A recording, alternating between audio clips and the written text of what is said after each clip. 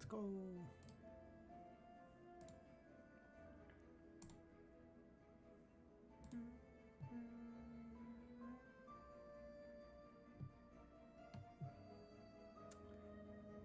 I'd actually be curious how that would work.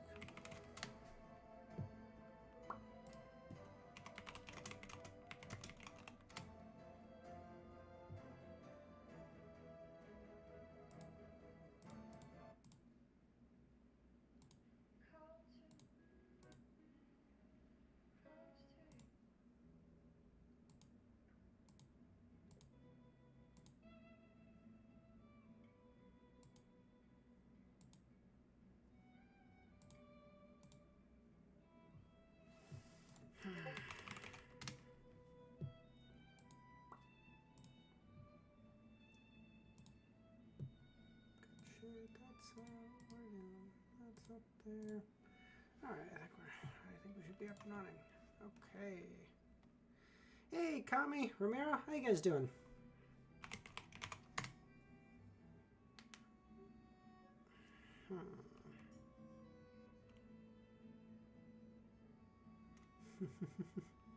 Skill issue.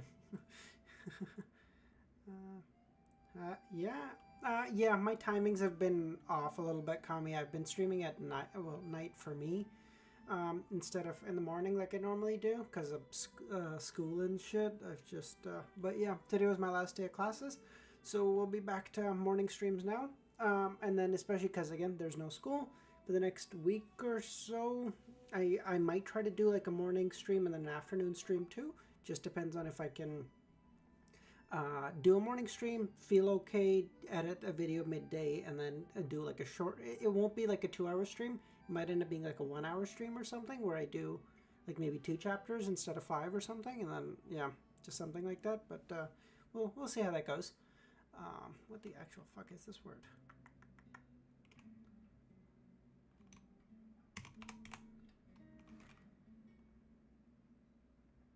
Lude? That is not how you spell lude. I want to ask if you announce streams a few hours early. Yes. So starting from tomorrow, because I'm home, I promise I'll give you guys more of a heads up. And yeah, I know recently I've been giving you guys like a 30-minute heads up, which I know is not enough. Yeah, so from tomorrow, I promise I'll give you at least a 2-hour heads up. Generally, I think it should be around this time for the next like week or so anyway. Should be around like noon for me. But again, I'll give you guys like a 2-ish hour head start, promise.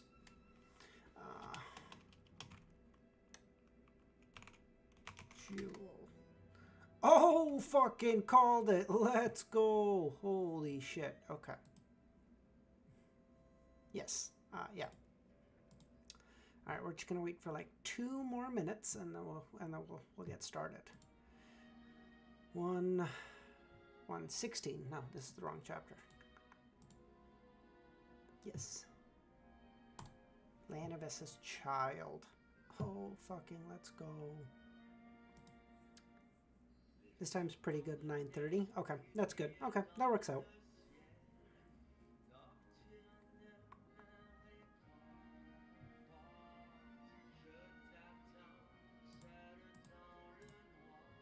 Dollars or money, currency.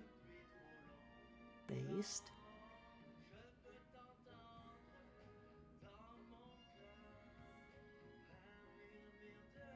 And addition, kind of, and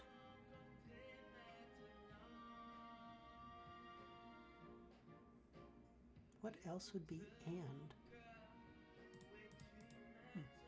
Okay, right, R. Let's go right now. Oh, thanks for popping by, Full. I appreciate it. Hope you have a good rest of your school day, buddy. I might try to do an afternoon stream too today, depending on if I feel okay at the end. Recently, my throat's been getting a lot better. I think I've just been getting used to it. So I'll try to do an afternoon stream. If I do, I'll give you guys a heads up. But yeah, hope you have a good rest of your school day, buddy. Thanks for popping by. I appreciate it. Okay. And.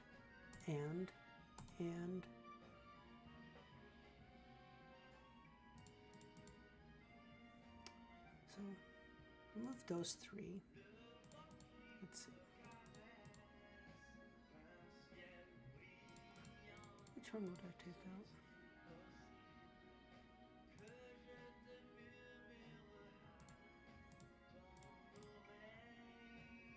Oh, emoticon mouths. Oh, I see. Okay. How is this and? What is this?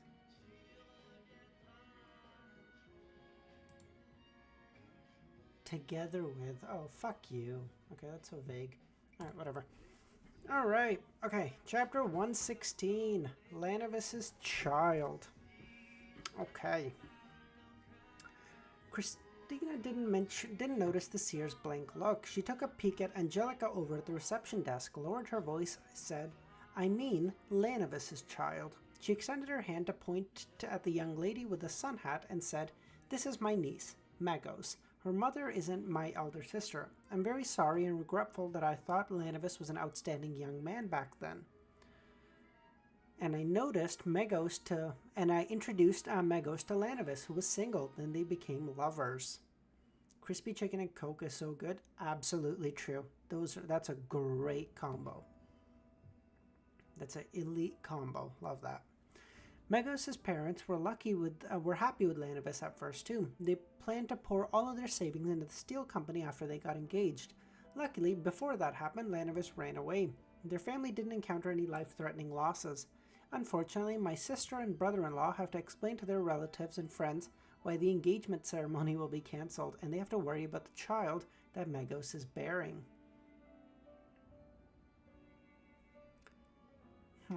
Interesting. Okay. We believe in the God of steam and machinery. We are not believers of the Lord of Storm. We don't believe in chastity before marriage. We don't blame Magos and even pity her. However, the existence of the child does make things difficult, especially since he has such a father. He took advantage of people both financially and sexually. Klein looked towards Magos, who was standing quietly next to her, and then realized that the lady was quite a beauty. Have we been introduced to a single woman that they've said, like, isn't pretty? Who's not a Beyonder? Because I feel like every woman, they're like, holy shit. Like, deadbeat dad, yeah. Like, this lady, actually, no, I guess, fucking Christina, they said wasn't exactly pretty, so, maybe. Username, nice to have you. Thanks for joining. How you doing today?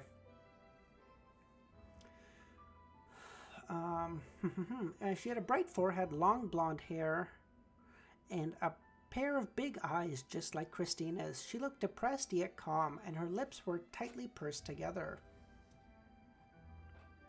What an infuriating swindler, and he even got away successfully. Klein cursed at Lanavis and said after some thought, If it was a child that was born already, I do have a way to divine Lanavis's whereabouts, but using the child as aid. But unfortunately, this would require us to wait a few months. Yes, this might be a reflection of the divination result earlier. Be patient and be persistent without being greedy. Then there will be an opportunity of seeing the sunlight. A few months, Christina mumbled to herself as she shook her head. No, after such a long period of time, even if we find Lanavis, we wouldn't be able to get our money back. She looked sideways at Magos, her voice lowered unconsciously as she asked, Do you have anything that Lanavis carried around before? No, Magos answered clearly yet gently. Would the ring he gave me count? It must be something that he carried for a long time. Klein shook his head. Christina remained silent for a while and looked at Magos when she said, You have to make a decision.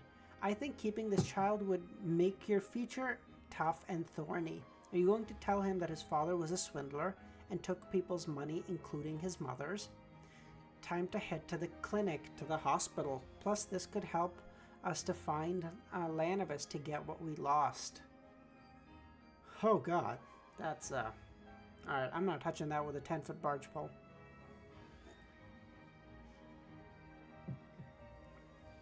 Hey, isn't such a divination a little hardcore?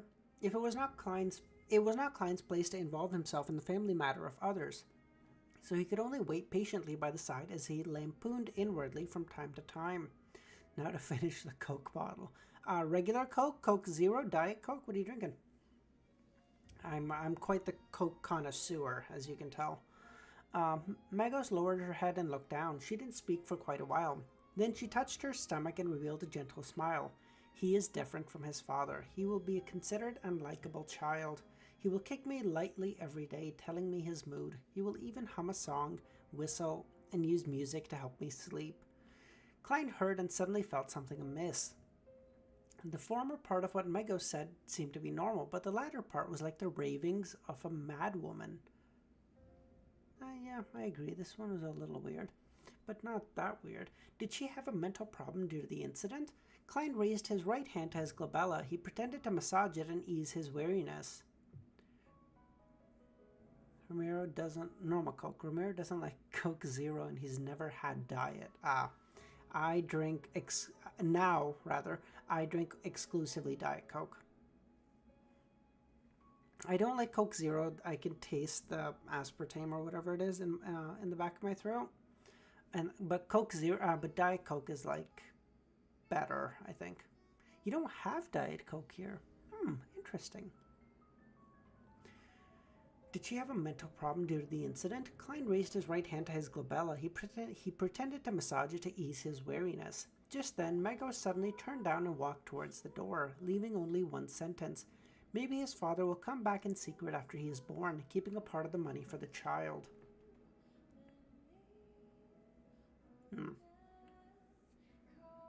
I don't think I've ever had off-brand Coke. So I don't know username. I'll have to take your word on that. I don't know. Klein never expected she would respond like that, and he was momentarily taken aback that he forgot to activate his spirit vision. Then he watched helplessly as Magos left the club and walked down the stairs. Christina let out a sigh and said, "Sorry, Mr. Moretti. Sorry to bother you. We will look for one of Lanavis's personal items that he carried with him all the time." Klein nodded indiscernibly, watching her walk down the stairs as he sighed and shook his head. Diet Coke is like a little bit lighter than normal Coke.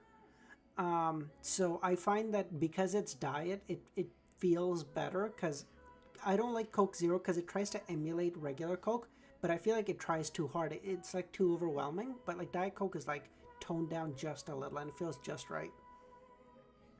The next morning, Klein entered Blackthorn Security Company and greeted Roseanne. "Where's today's newspaper?" The sweet brown-haired girl sized him up and said, puzzled, "Klein, you're so weird."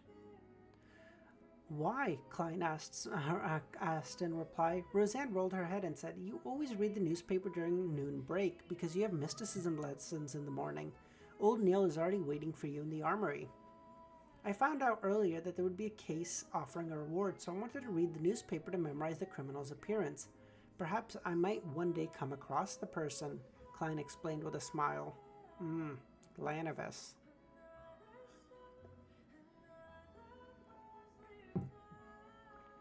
Oh, I agree. The aftertaste is horrible. But I find Diet Coke to be a lot better. Is that so? Roseanne picked up the day's newspaper and started flipping through them out of curiosity. Wanted. Lanavis, right? You're so quirky, yeah.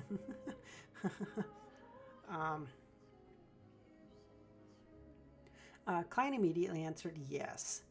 Wicked swindler. He stole about 10,000 pounds. Roseanne read carefully for nearly 20 seconds before suddenly cursing in rage. Klein shared the same feeling. It really is ridiculous. Even if I wanted it to apply to take over the case. Roseanne continued to read and shook her head. The case doesn't seem to involve supernatural factors. Even if it did, it would be passed to the mandated punishers under the Lord of Storms. Klein didn't understand what Roseanne meant, but even after he took the newspaper and read it, he sighed. Yeah, there were so many people cheated.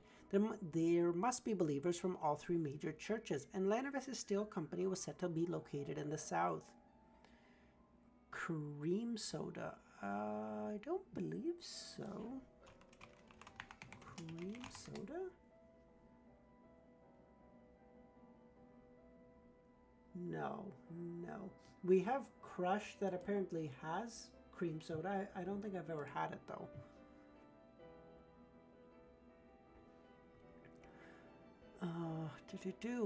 Yeah. If a case was related to supernatural factors and involved only beings of one god, it would be passed to the corresponding team. However, if it involved believers of the Evernight goddess, the Lord of Storm, and the god of machinery, it would be assigned based on jurisdiction. The Nighthawks control the Indus Borough, and the North Borough and the West Borough. The mandated Punishers controlled the East and South Borough and the port, while the Machinery Hive Mind was responsible for the university and the suburb areas.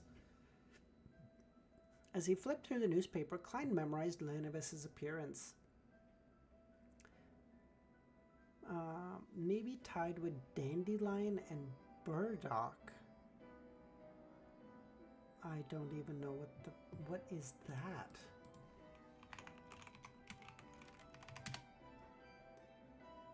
It's a beverage consumed mainly in the British Isles since the Middle Ages. It's a type of light mead, but over the years has evolved into a carbonated soft drink commercially available. What's the taste, bro? Eccentric botanical blend of wild and unruly dandelions and purple flowering burdock. What the fuck? What does it taste like?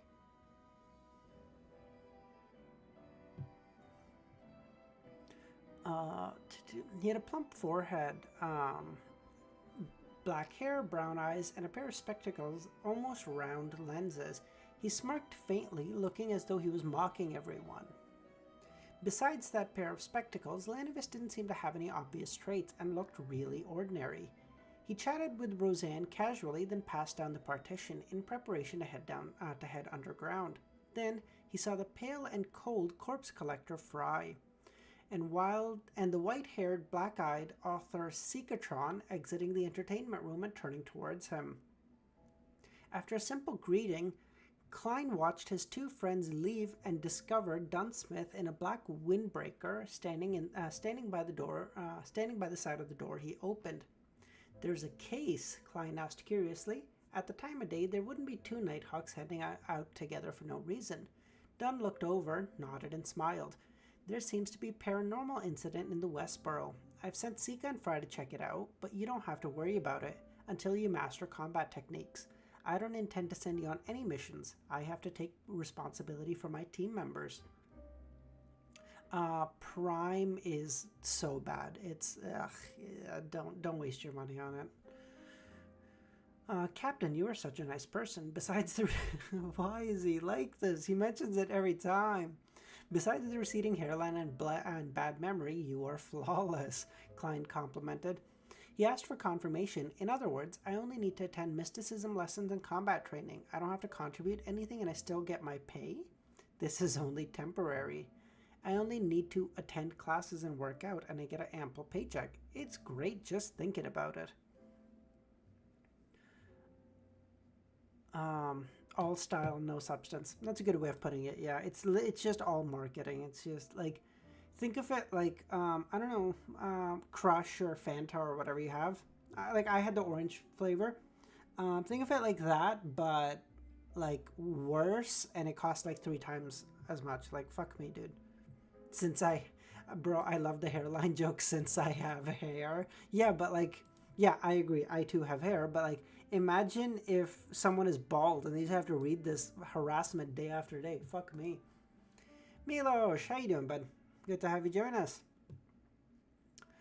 I hope there are no more coincidences, he prayed in silence. The days passed peacefully until Friday. Klein completed his combat training and took a carriage back to Beswick Street.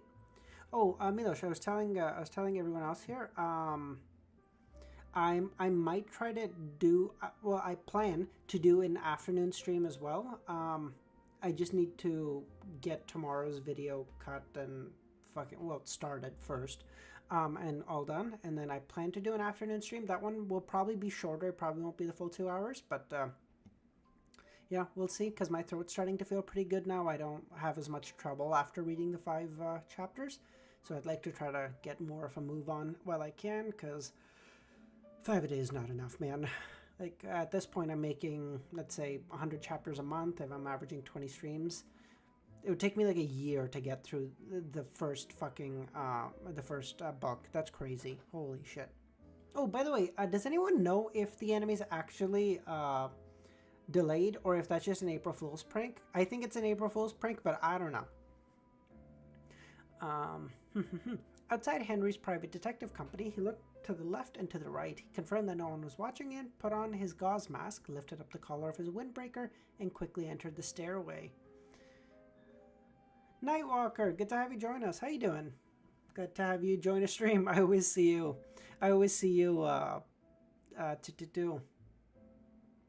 Like post right after you're like, fuck, I missed it. So good to have you. I'm gonna try to stream roughly around this time now, at least for the next week or so before my exams start. And then during exam seasons, it'll be fucking up and down, left, right. I just haven't, based on my exam schedule. That's April. Oh, okay, it is April Fool's. Okay, thank fuck. I said that because Milo sent that to me yesterday. And I was like, that has to be April Fool's. There's no fucking way. Cause like, I don't. At least the way I thought of it, it was like, I don't think animes have like the entire season of episodes ready before it even starts airing. Like I know for JJK, for example, that shit was like, it just like it would just finish drawing like hours before it aired. Not much at all, Romero. I'm sorry, Nightwalker. I'm just at the end of the first chapter, just getting to the end of it, so like maybe 15 minutes ish, if that, of reading. But yeah, not much has happened, so you don't really even need to watch the past. I mean, you can if you like, but good after. What am I? Do? Knocking on the door, client saw the middle-aged brawny man, Detective Henry, again. Good afternoon, sir. One of the cases that you entrusted us with is done. The deep blue-eyed Detective Henry spoke with a hoarse voice from drinking and smoking. There's still... Yeah, that's what I figure. Elysium was released on April Fool's. Interesting. At least 6 episodes are already ready. Wow, okay. Maybe they're more prepared than I thought. I just know, like, the only... Because, I mean, how much information do you really get about, like, when episodes are ready? But I just know, like, for JJK, Mappa was doing Season 2, right? Who animated Season 2 JJK? Was it Mappa? Bro, yeah, Mappa. And it was like you'd get like horror stories of that ship getting done like hours before it was airing. It was wild shit.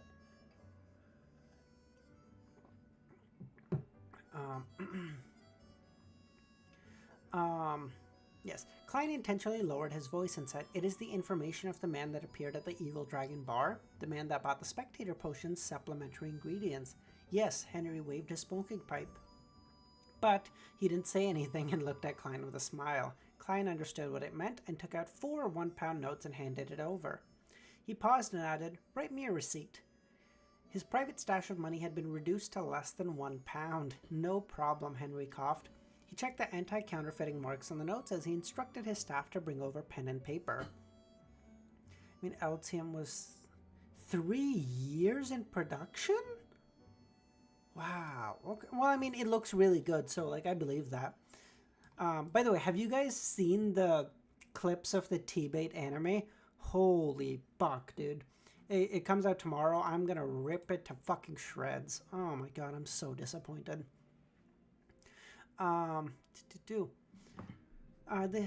Then he beckoned for Klein to have a seat while he quickly wrote a receipt and stamped a seal on the bottom. After completing everything, Henry took a puff of his pipe and said, "According to your description, my assistant and I waited at the Evil Dragon bar for 3 days before finally meeting the man. He is quite an alert gentleman and good at observation. Thankfully, we're experienced.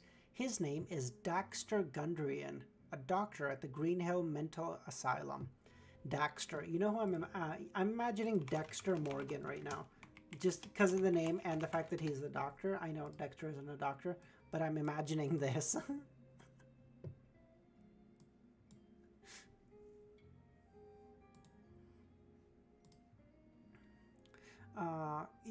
I'm not gonna shit on it relentlessly. Like I'm definitely gonna do like the first 1, maybe 2 episodes. Like I'll watch it because I love T-Bait, man. But fuck, I'm so fucking disappointed. T-Bait could have been the. It's a couple of things. T-Bait, one is I think they or whoever the fucking animator or the fucking drawer of the manhwa is, They pounced on the first fucking I imagine Arthur from RDR2. That's not bad. I yeah. Dexter. Sorry, Arthur Morgan, my fucking goat, dude.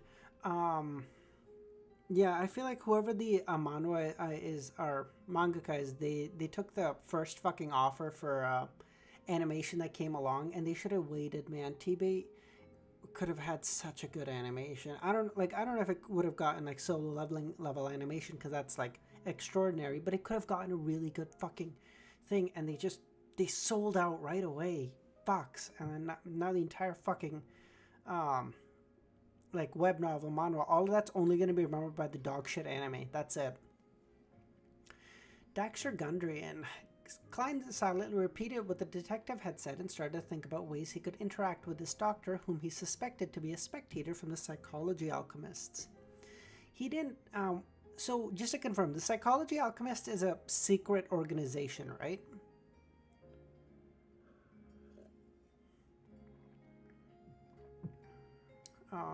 Turtle Me must be in shambles after he saw. I don't know who. Is Turtle Me a person?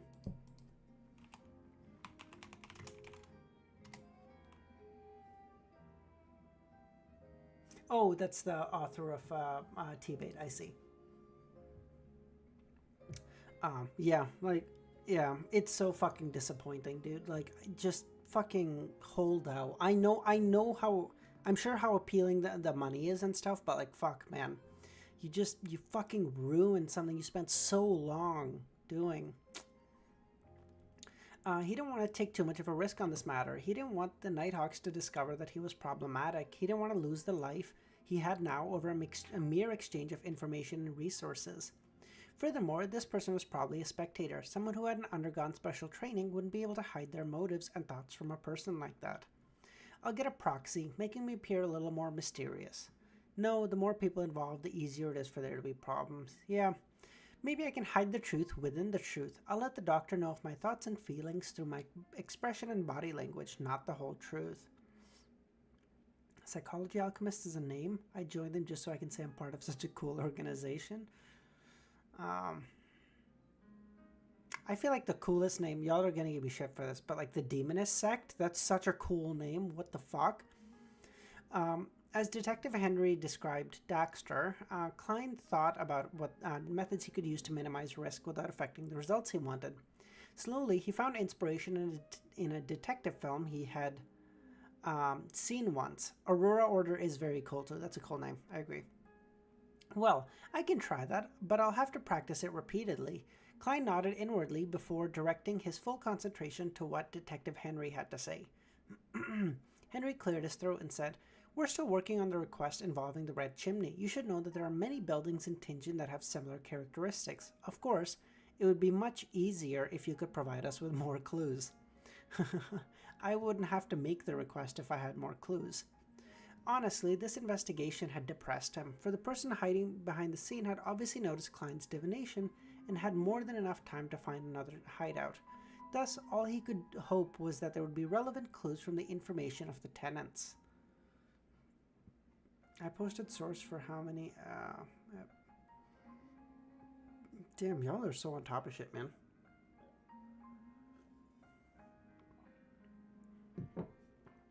At 20 minutes to 9 on a Saturday morning in an office of the Green Hill Mental Asylum, Dexter Morgan, who was wearing gold-rimmed spectacles, removed his jacket, hat, and hung them on the clothes rack.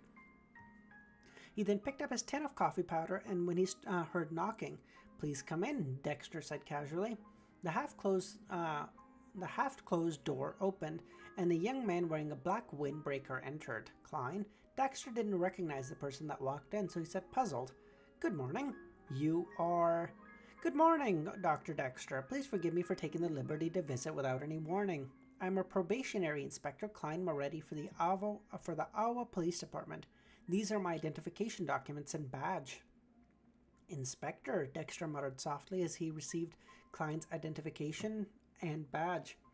"Special Operations Department." He looked up slowly, his eyes calm, as if he was scrutinizing something.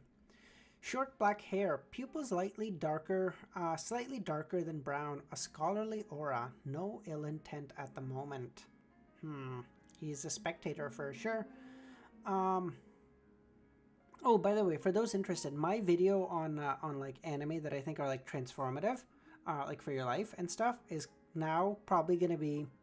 I'm looking for one more. I don't know, or I might just do four and then like a honorable mention section. I want to do currently Vinland Saga, Climber, Vagabond, and fucking Frieren. I don't know who said this. Um, I don't know who said this, but someone said Frieren. Fuck, it was in the comments. I will find it. That shit was Frieren is such a good example. It tells so, and then I might just do like an honorable. I know Milos, you said Parasite. I'm rewatching Parasite right now. I It's a good anime. I don't know if it's that transformative. At least not for me. Again, it's different for everybody. I grant that, but like it's a good anime. I don't. It's not a 10 though. I feel like it's a solid 8, maybe 8.5 if I want to push it. Milos running around saying he's a simp. Well, I think it's fine if he's simping, right? I'm not reading that, bro. It's a problem if I start to do. I think is that not how that works? I don't know. Someone correct me on the legality. I don't know. Where the fuck was it? Dexter returned the items and pointed to the chair on the other side of the table. Please, have a seat, officer. How may I assist you? Klein sat down, placed his cane to the side. He slowly put away his documents and badge, then smiled. Please, allow me to reintroduce myself. I'm also a member of Tinged Nighthawk Special Squad, specializing in dealing with incidents involving the supernatural. Excuse me? He just told him? Good morning, Mr. Spectator. Before he finished his sentence, he wasn't surprised to see Dexter's pupils constrict. Dexter retracted his hand, looking like he was about to escape. Officer, I don't...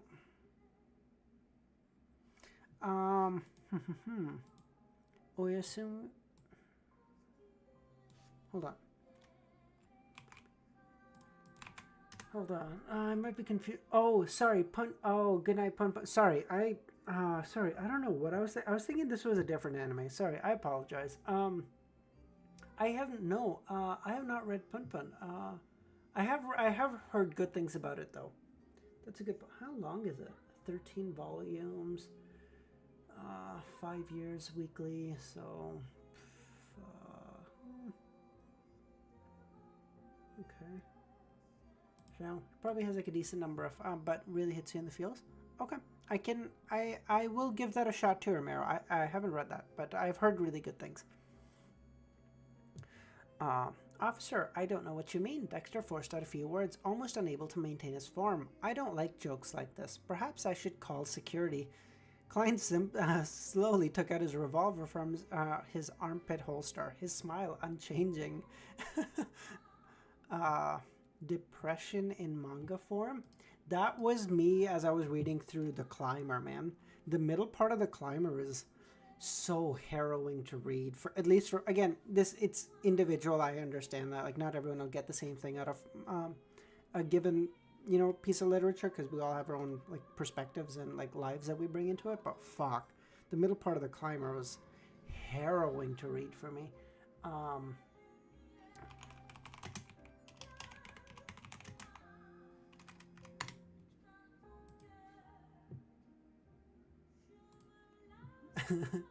And this is what I imagine Klein looking like as he takes out his pistol.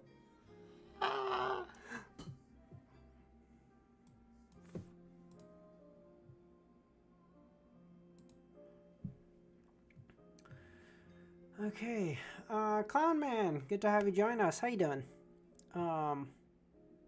Moving so fast. In what sense? Like, am I like reading fast or like I don't know. Mr. Dexter, I know that you see my confidence and that I do not have ill intent. Honestly speaking, I wasn't too sure myself, but your reaction gave me the answer I needed. Every sentence I said just now is true, Klein added in his heart. Dexter relaxed, his gaze shooting towards the revolver. He asked, confused. I find it hard to understand why you came looking for me. I don't think I revealed anything. Klein laughed and replied, it's just a coincidence, or maybe fate wanted us to meet. We ran into each other in the underground market at the Evil Dragon Bar, but you didn't notice me back then. You were smart to purchase the supplementary items for the potion first, but since I'm familiar with the formula, you caught my attention. Uh, uh, that's mean, Milos. Jesus. Dexter simply exhaled, as if he had lost the motivation to defend himself. I see. I thought I was careful enough to think that... to think... After muttering to himself, he looked at Klein's eyes and said, Officer, I know you're not here to arrest me. What is your true motive for being here? With a relaxed expression, Klein said, I'm different from the other Nighthawks. I don't believe that Beyonders not within our ranks are criminals in the making. That is not fair to those who adhere to the law.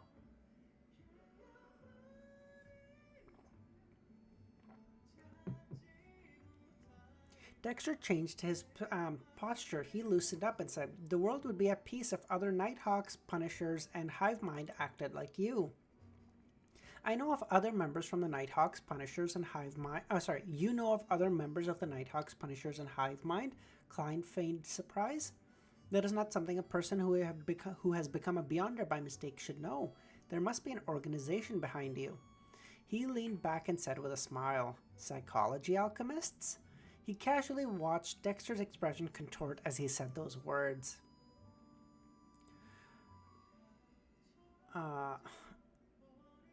I could see that you were anticipating my answer, yet I still missed the bait and fell into your linguistic trap, Dexter said. He said that he started to notice that the spectator's state wasn't omnipotent. He could only tell why the other party was here, but it didn't mean he understood the specifics. Klein stroked the cylinder of his revolver and said, Doctor, we need to have an honest conversation. That can start with me. I don't believe that Beyonders not under management are potential criminals, but I agree that every Beyonder must be registered and monitored. This is a precaution against the risks of Beyonders losing control. It's to avoid the occurrence of something even more dangerous.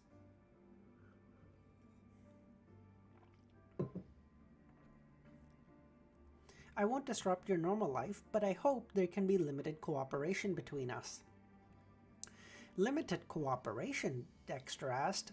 Klein let out a soft chuckle. Yes, limited. For example, tell me about your condition regularly. You should know that it is possible to save someone who has not completely lost control yet, and the Nighthawks have considerable experience in that regard. Or, if you could give me the clue of a Beyonder you know, or a Beyonder in your organization who's about to do something to endanger the innocent. Or if you would like to exchange something for items that could make more use of, that you could make more use of. This is a perk I'm giving you. You should know what perks mean. Also, you do not need to worry about being suddenly prosecuted by a member of the Nighthawks, Punishers, or Hivemind. You can live your life in joy and stability. What the fuck is happening here? Hold on. What do you mean he made you want to spoil? Interesting. I'm still a mod even here. Ramiro has Ramiro is truly omnipotent. Me and Easy are just like fucking vessels for Ramiro to do his shit, bro. 13 people jumped you? What does this mean?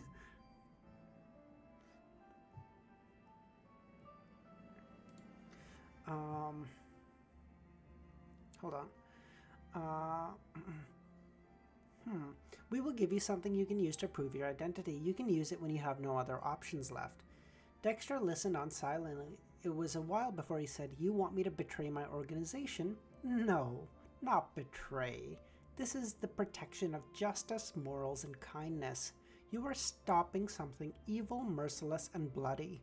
Other than that, I won't ask you to betray the secrets of the organization you're in. Dexter thought for a moment, as if feeling better now that there was an excuse. He was silent before he extended his right hand. Here's to a successful cooperation.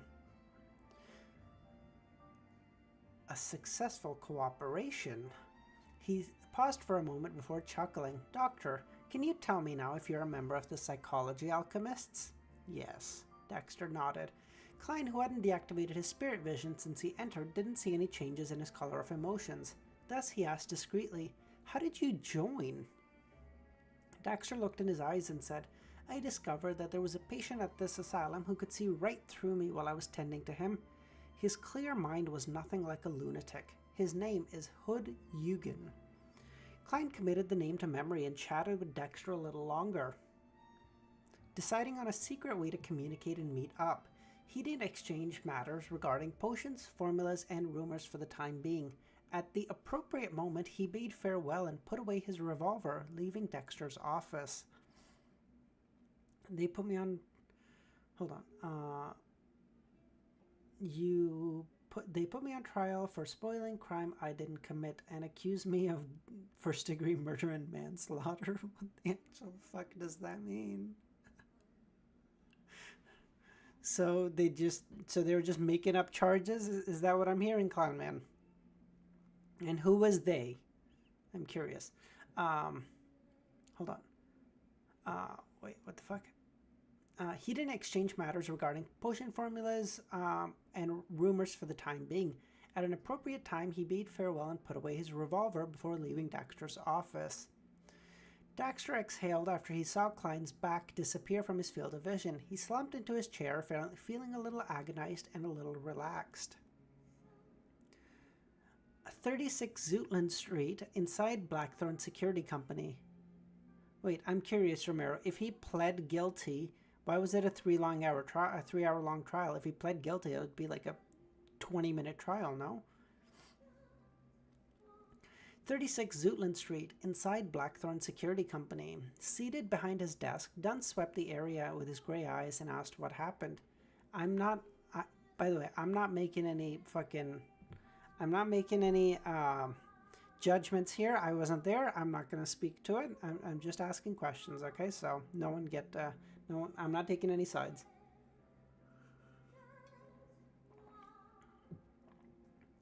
Klein, who was late by about half an hour, organized his thoughts. Captain, I have found a Beyonder and confirmed that he's a member of the Psychology Alchemists. He's an orthodox doctor and is willing to cooperate with us. I think it's best to maintain the status quo. He could help us learn more about the current condition of the Association of Psychological Alchemy. After pausing for a few seconds, Klein added, I want to develop him into an informant for the Nighthawks, or a hidden external member. The word informant came from the Intis language. It was created by Emperor Roselle.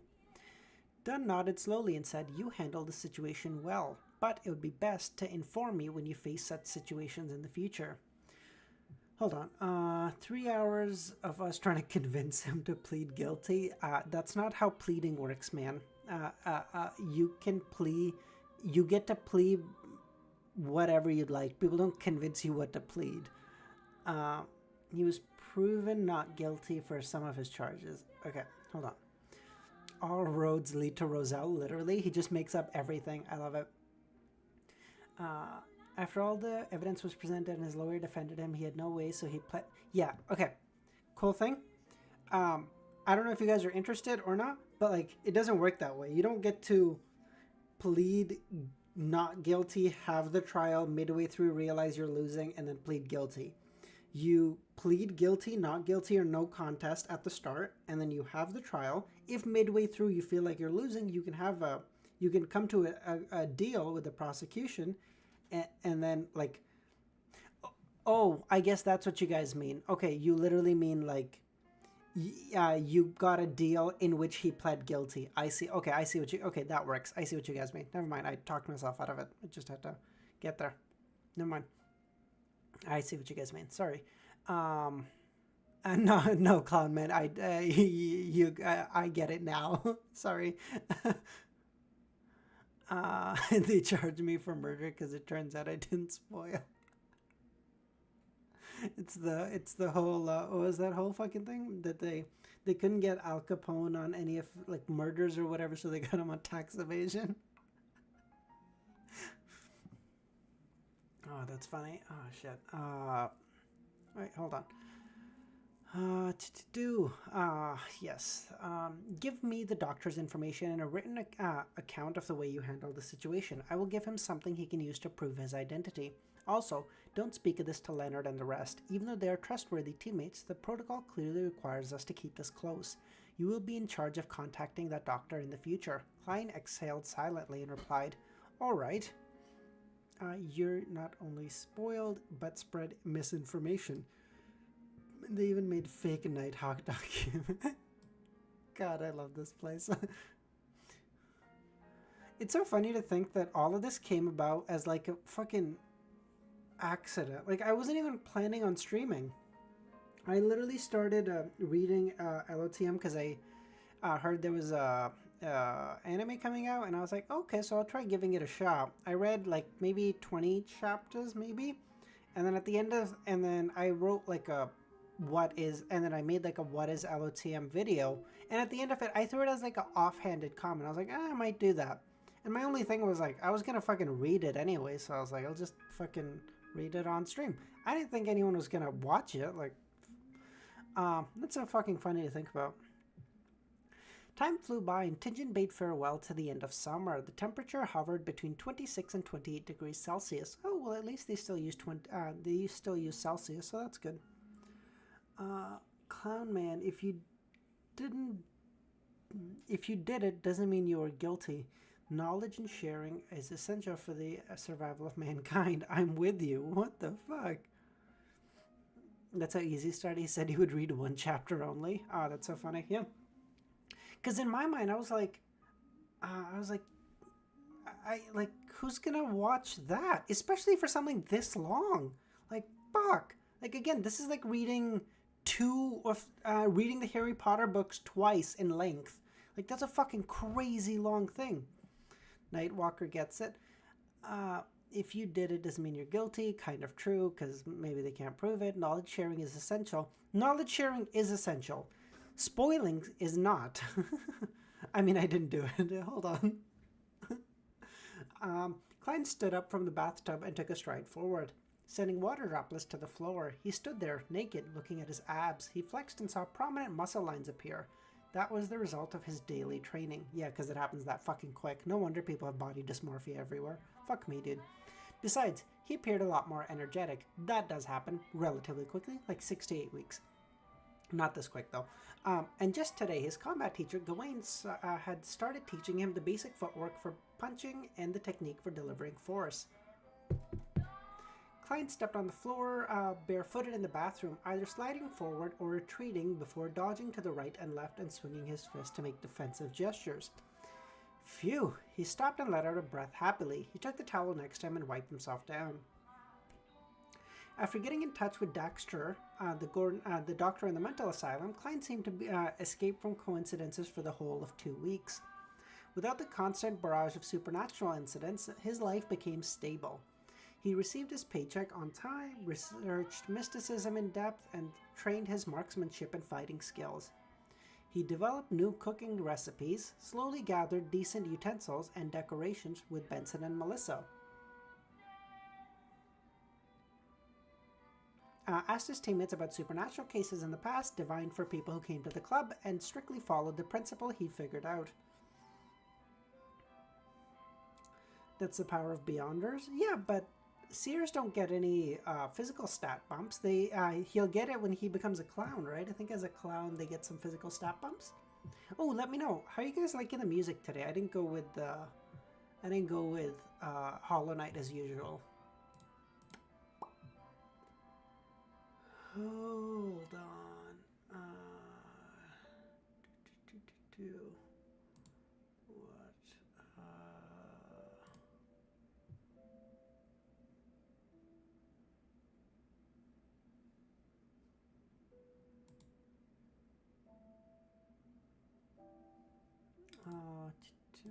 Oh, do you mean like Beyonders just like get stronger faster? Maybe like just in general. That could be a thing.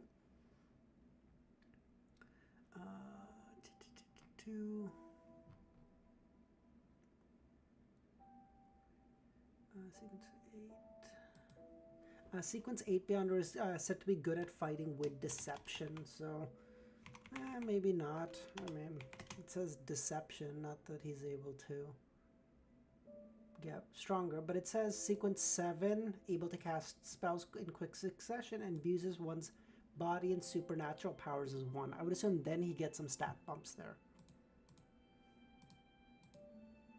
Yeah.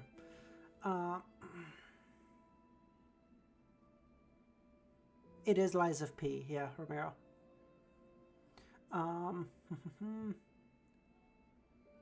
Hold on.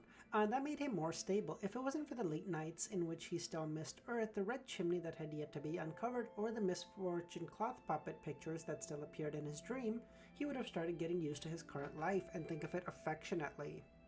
During that time, 3 Tarot Club gatherings were convened, but Klein didn't receive any new pages of Roselle's diary. However, according to Justice's explanation, she had gotten to know 2 Beyonders and was getting in touch with them constantly. 2 Beyonders? Oh, fuck. Is she counting Susie as 1? Susie and then 4s? Interesting. When she got into their circle of acquaintances, it was likely that she could trade for more pages of Roselle's diary. In that case, it might not be.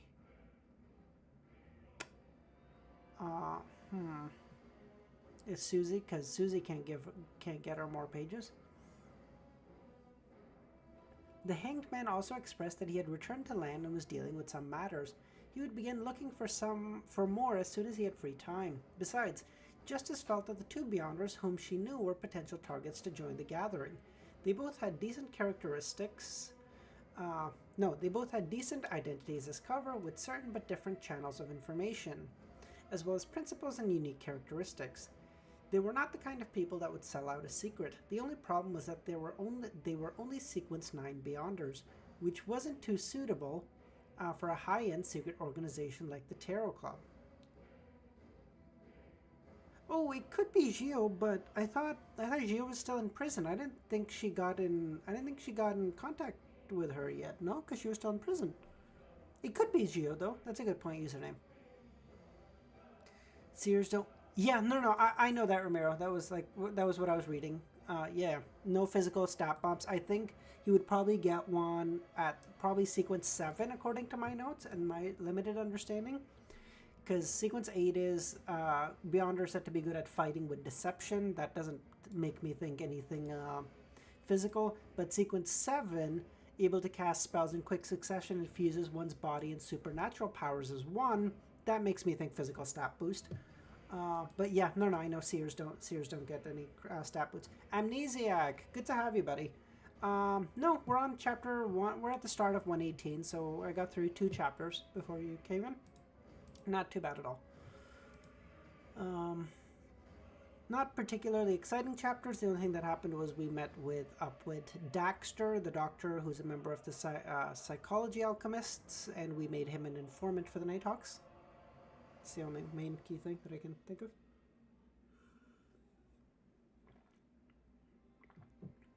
The Hanged Man also expressed that he had returned to land and was dealing with some matters. He would begin looking for more as soon as he had more free time.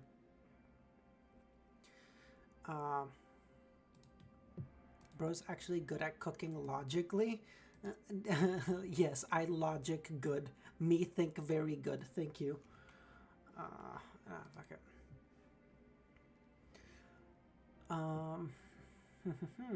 Besides, Justice felt that the 2 Beyonders whom she knew were potential targets to join the gathering. Nope. Already. Yes. The only problem was that they were already read that.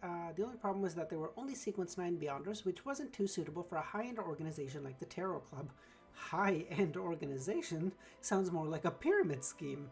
Klein could only let out a heavy sigh to cover up the fact that he was at a loss for words to reply to Miss Justice's complacency.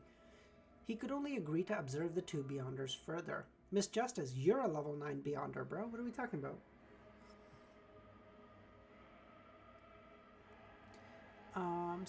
Focus on sequence name 2. Potions give all powers required to fulfill the job. That is true. I don't know, at least I don't think we've gotten the name for potion 7. Potion 8 is obviously clown, but I don't think we have the name for 7 yet. And I presume we probably won't get it for a while. We'll probably get it like once he's had sequence 8 potion for a little bit, and then he starts looking for sequence 7. He'll get some more shit for it, I guess. But I don't know. Of course, Justice wasn't the innocent and romantic maiden from before. She kept her guard up and never mentioned the names or traits of the two Beyonders. She was afraid that the Hanged Man would be able to identify her through that. Miss Justice said that she clearly feels the signs of the potion digesting. She might need another 3 to 4 weeks until she completes her acting as spectator. My scheduled acquisition of the telepathist formula has to be brought forward. Klein threw aside the towel that he used to dry himself and put on his clothes as he thought about the Tarot Club from the day before. Wait, hold on. The telepathist formula? Is that what comes after spectator? Did I know this? Oh, yes. Yes, I did. It's in my notes. 8, telepathic. The observation was not only limited to superficial details, but can understand a person's thoughts like they could read their mind. I see. Sorry.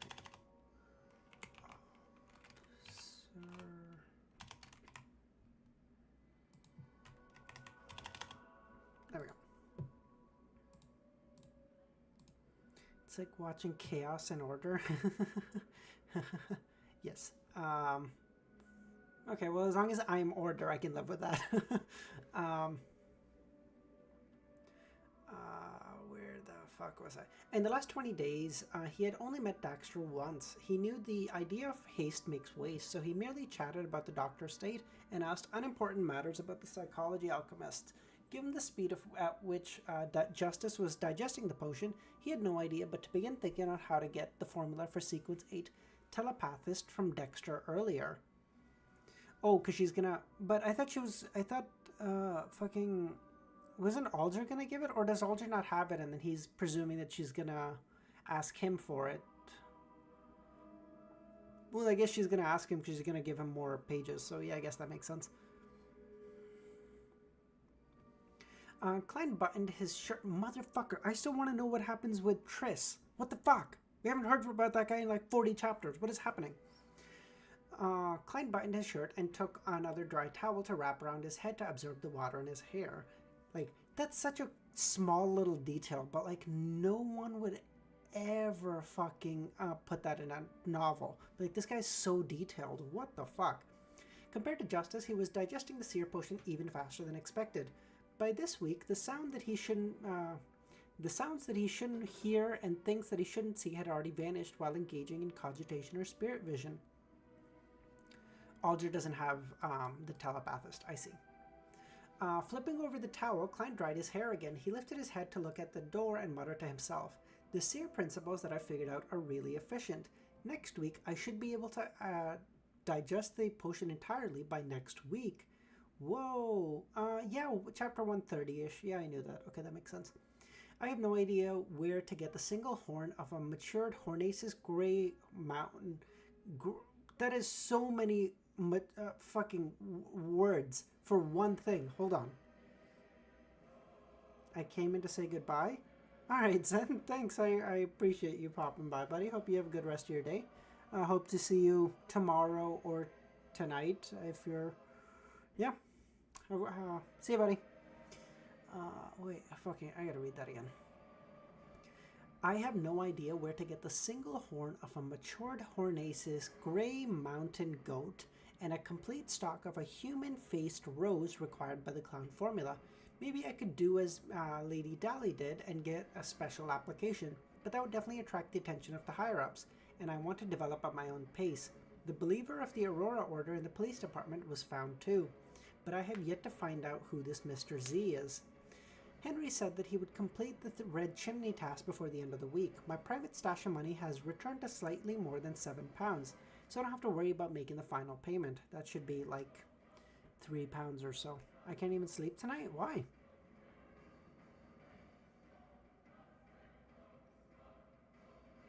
Easiest chance of stream happening? I see. Like, now or tonight? 9 9:50. It's almost 10 o'clock for you. Actually, no, it should be past 10 for you now. Some of the investigation on houses and tenants that he provided before didn't seem to have any abnormalities, but I have no time to investigate them one by one. Perhaps I could see which rid chimney have gotten new tenants recently. That's a good way to look at it. Sitting silently for another half a minute, he put on his black trousers, bow tie, and armpit holster. He then picked up his sweaty night training suit from the floor and tossed it into the laundry basket. He opened the door and exited the bathroom. He had vanished from his Wednesday afternoon combat training, and he was sitting at his teacher Gawain's place. Random time stream happening. He didn't say time. I see. Okay. What's the point with chess unless he plays like shit? Well, it depends, Amnesiac. Playing like shit is all relative, right? Like, I think I play like dog shit, but I'm rated like 1200. So relative to like some people, I play great, but objectively, I play like dog shit. So, you know.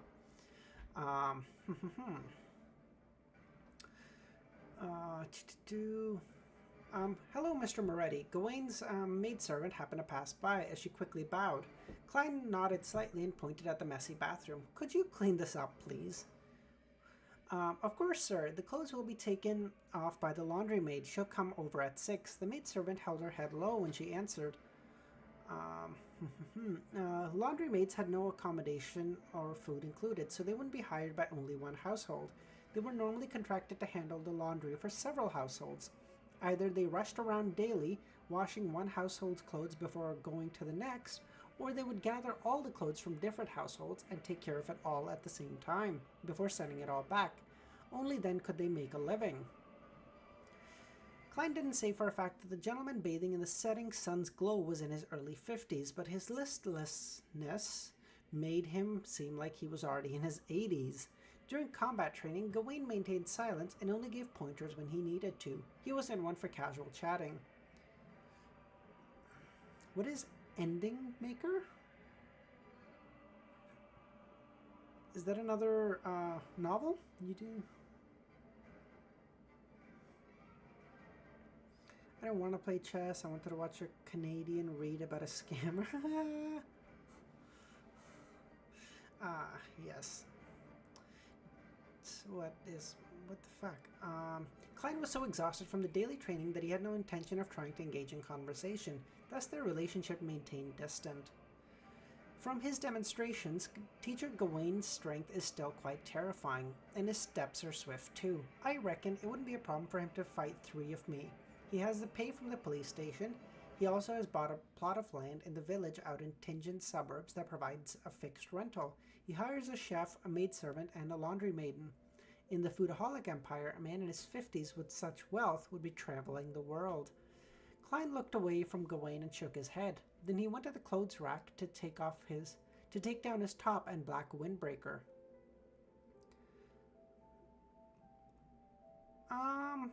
Kind of disagree, Romero. It absolutely requires patience. I think I agree with the amnesiac there.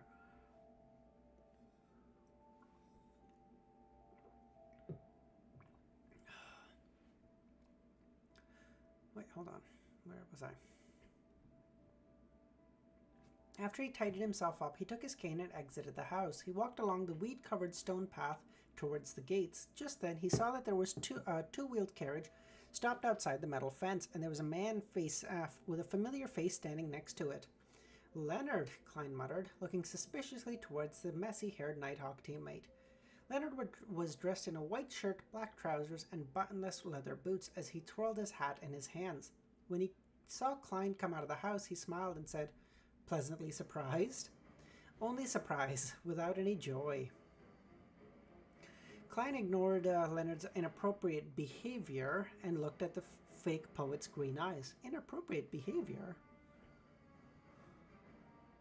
Alright, username. Hope you have a good rest of your day, buddy. Yeah, I know from your hate about solo leveling, Romero. But action is totally based, okay? You just read action. That works great. What happened? Leonard put on his hat and said, Captain wants you to work with me and Fry. Let's talk about it on the way. All right. Klein followed him into the carriage. As the scene outside the carriage flew past, Leonard took up the document bag by his side and threw it at Klein. Klein caught it steadily and took out the documents.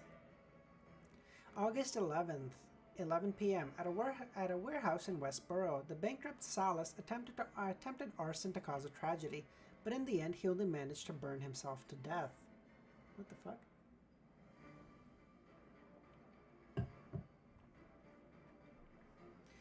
August 11th, harbor worker Zid jumped out of the Tassac River and ended his poverty-stricken life.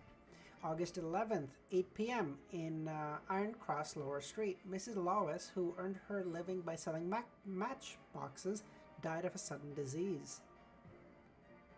I liked Dark Souls lore, but not that into it.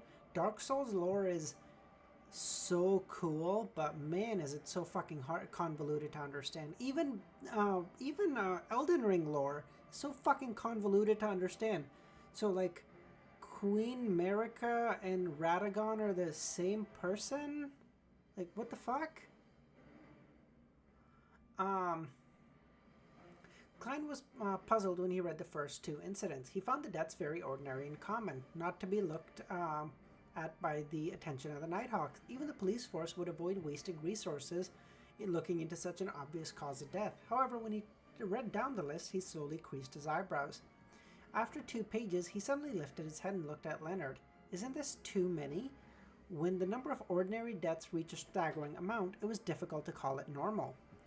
For once, Leonard nodded seriously and said, the number of death incidents within the past 2 weeks are 5x the normal amount. When the Tingen Police Headquarters tabulated the data, they realized the problem and quickly passed it over to us, as well as the mandated punishers and the machinery hive mind.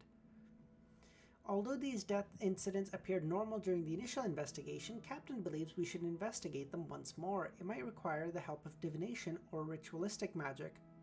How many of you read Leonard?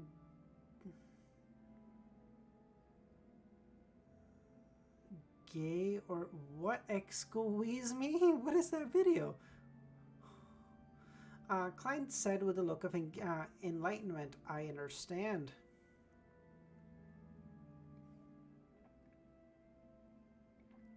Leonard snapped his fingers and said, you, me, and Fry are on a team. He's waiting for us at the Iron Cross Lower Street.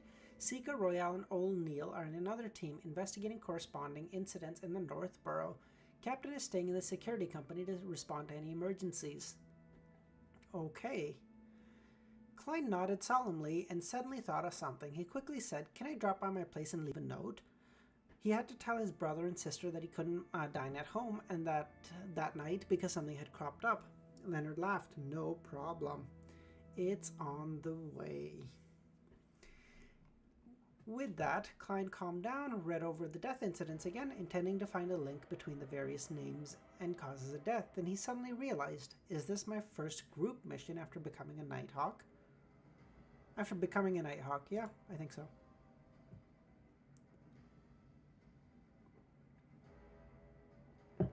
Hold on, whose video is this? I'm not gonna watch it, but Is that the title, by the way?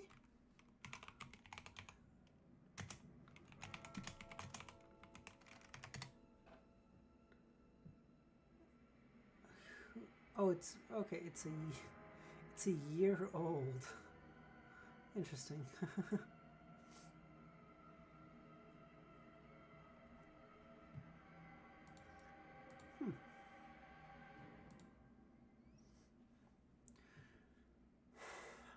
Tingen City, 2 Daffodil Street. Klein, who had left a note, locked the door and walked away briskly towards Leonard, who was waiting by the side of the road. Leonard's short black hair had grown a little over his mouth, with his lack of any grooming made it look messy. With that said, his messy hair still complemented his decent looks, emerald-colored eyes, and poetic vibes. It exuded a different sense of beauty.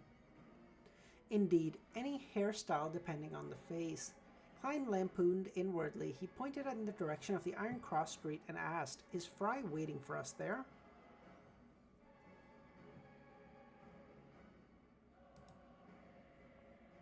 Wait, what happened? Clown man, after that one time I don't trust you when you say you're a lore expert. Then butchered LOTM lore? That's funny. Indeed. Any hairstyle? Nope. Yes, Leonard smoothed his untucked shirt and said casually, "Did you notice any clues while you were looking at the documents?" Klein held his cane in his left hand as he walked along the side of the road and said, "No, I can't find anything common between the times, locations, or cause of death. You should know that any ritual involving even evil gods or devils must be conducted within a certain time frame or use a special method."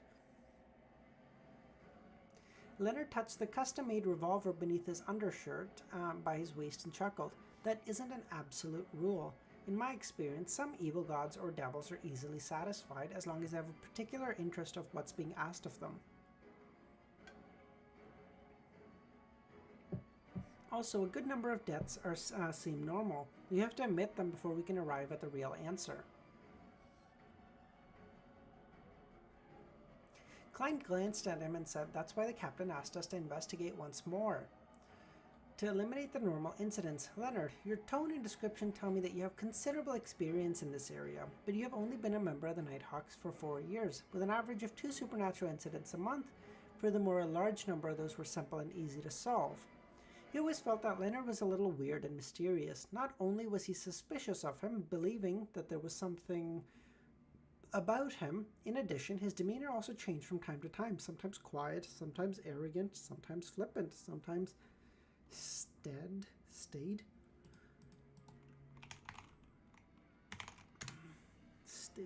sedate, respectful, and unadventurous.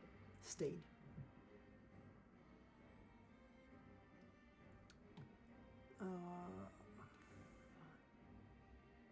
Who can't? Wait, you write fanfic too, Milos? Milosh, sorry. You write fanfic too? Man, you have so much free time. God, I would kill to be that young again.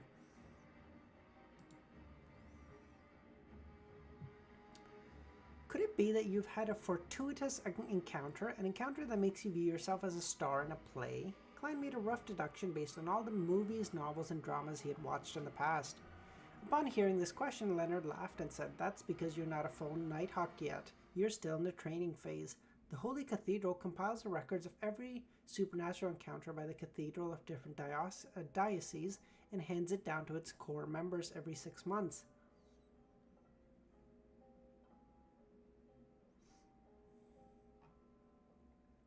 Aside from your mysticism lessons, you can submit an application to the captain and request to enter Channis Gate to read these records. The captain has never mentioned this to me. Klein hadn't had the opportunity to enter Channis Gate up until this point. Leonard chuckled and said, "I thought you were already used to Captain's style, to think that you were naively waiting for him to remind you." Upon saying that, he added meaningfully, "We must be cautious of the captain if there ever comes a day he remembers everything." Would that mean a loss of control? No, I think it's probably just a joke, dude. Then he asked, "Is the forgetfulness unique to the captain? I thought it was a problem brought about by the sleepless sequence. Burning the midnight oil usually leads to memory loss." That makes sense. Klein was a girl and Azek was excuse me, what the fuck? Yeah, no, Ramiro, for real. Like, holy shit, there'd be so much free time. More accurately, it's a symptom unique to a nightmare. With dreams and reality intertwined, it's often hard for the person to differentiate between what's real and what isn't. They need to remember what isn't part of reality. Leonard wanted to elaborate further, but they already arrived at Iron Cross and found corpse collector Fry waiting for them at the public carriage station. Fry was wearing a round black hat and a windbreaker of a similar color with a leather briefcase in his hand. He was so pale that it made Klein suspect that he would collapse any time. His icy aura made everyone else waiting at the carriage keep a distance from him. After nodding to each other, the three rounded up silently walked past the bakery before turning onto the lower street of the Iron Cross. They were immediately faced with a din. Merchants selling a clam soup, seared fish, ginger beer, and fruits were shouting for attention, causing the pedestrians to involuntarily slow down.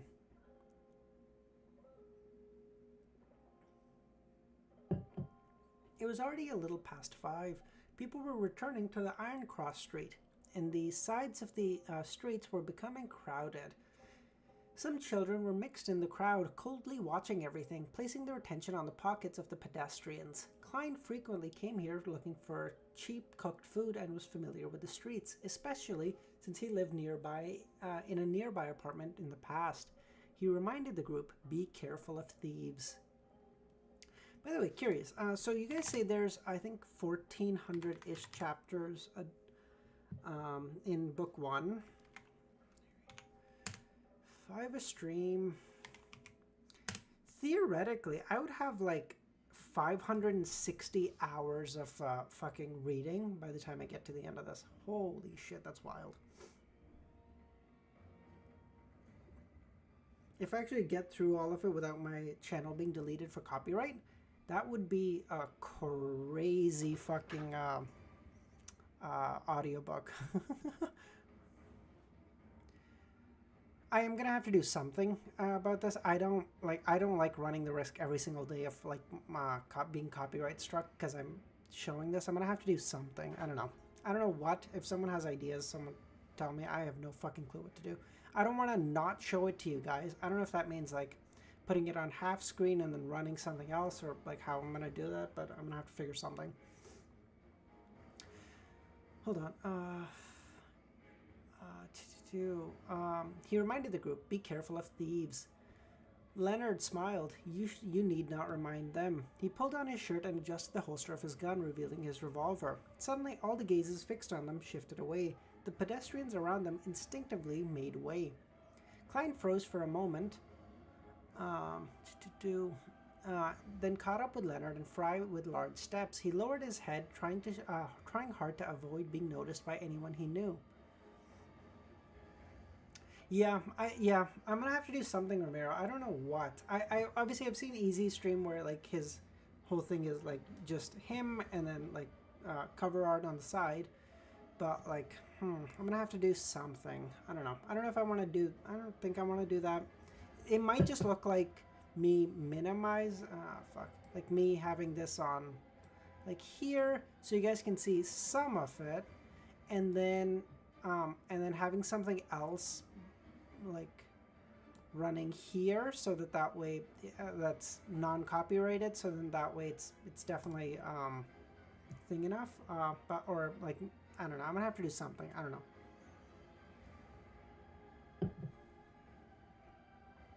Suddenly, all the gazes fixed on them shifted away. The pedestrians around them instinctively made way. Klein froze for a moment, then caught up to Leonard and Fry with large steps. He lowered his head, trying to avoid being noticed by anyone he knew.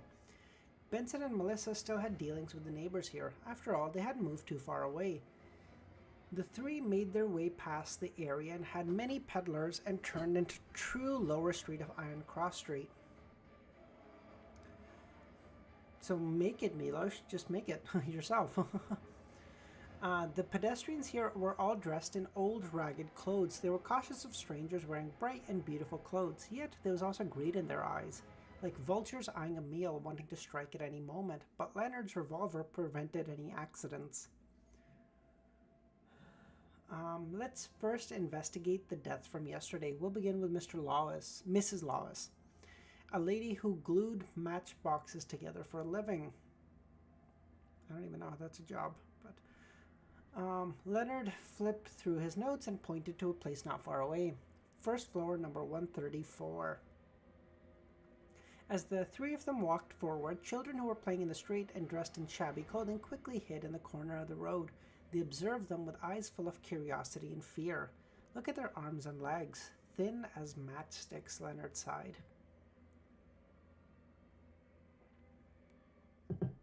Yeah, even Klein, who's from I'm gonna say okay family, is like really thin, and because he just didn't have much to eat or like good food to eat. So these people who are poor would of course be thin as a fucking, yeah.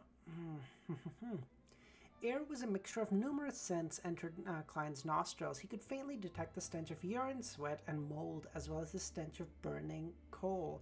Klein couldn't help but pinch his nose. He then saw bitch. That is not the way to say that. Bish? No matter what I say, it feels worse. That just feels worse. Mountbatten, who had been waiting there for them. Officer Mountbatten had a brownish yellow mustache and was envious of Leonard's rank of inspector.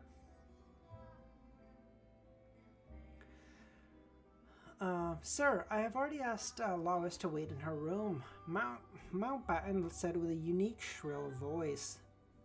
He clearly didn't recognize Klein, who now looked more energized and proper. All he cared about was sucking up to the three officers in front of him as he led them to the Lois family on the first floor.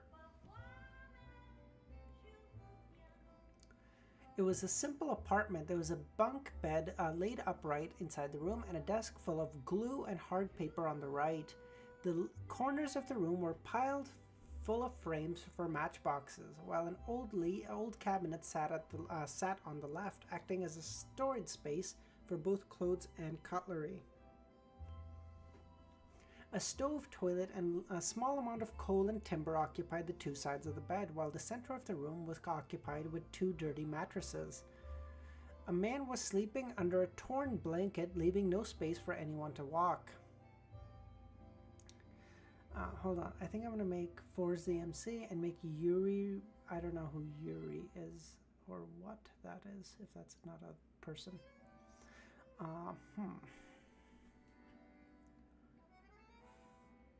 Yes. A lady lay on the lower level of the bunk, her skin ice cold. It was clear that she had lost all signs of life. Beside the corpse sat a man in his 30s. He had oily hair, looked dispirited, and his eyes lost their luster. Lois, these three officers are here to examine the body and ask you questions, Mountbatten shouted, without any regard for the sleeping man. The dispirited man looked up weakly and asked in surprise, "Didn't someone already examine the corpse and question me?" I see. Okay. So why not just say that? Why is there a specific name for it?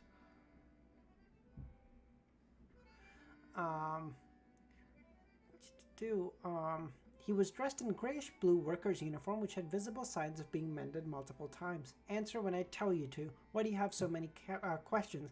Mountbatten berated the man, then turned to the officers. Officer, this is Lois. The person on the side on the bed is his wife, who is also deceased. According to our preliminary analysis, she died from a sudden illness. Bro, his wife just died and you're beating him over the head with it? What the fuck is wrong with you? Klein and the rest tiptoed to the edge of the bed. The high-nosed, thin-lipped Fry did not say anything with his cold demeanor. Instead, he patted Lois gently, signaling for the man to make way so that he could examine the body. Dude, I'm not cultured at all, okay? Not in this shit, okay? I watch anime and read manga, but like I do my own thing. I've never been in any communities or anything. So this like vernacular that's developed over the years, I know none of it. Hold on. Klein looked at the sleeping man and asked, "This is my tenant." Lois rubbed his forehead as he said, "The rent for this room is 3 solai and 10 pence a week. I'm only a worker at the harbor, and my wife made 2.25 pence per crate of glued matchsticks. Each crate has up to 130 boxes. We also have a child. We can only rent the rest of the space to someone else. We only charge a solai a week for the mattress. I have a tenant who's helping out at the theater. He's not back before 10 at night. He sold his rights to the mattress in the daytime to this man. He's the person who watches over the gate of the theater at night. So he only pays 6 pence per week. What the actual fuck?"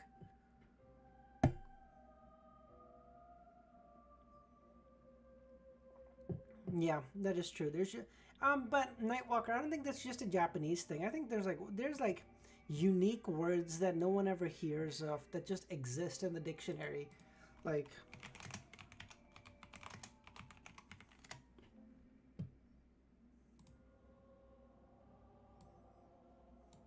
like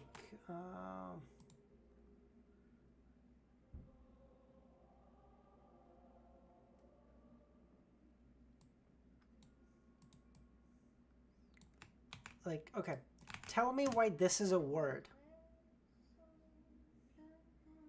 It's a book for some biblioclept, for someone who steals books.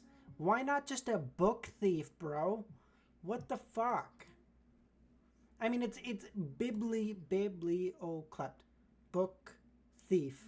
It's more syllables too. Like, why do we bother?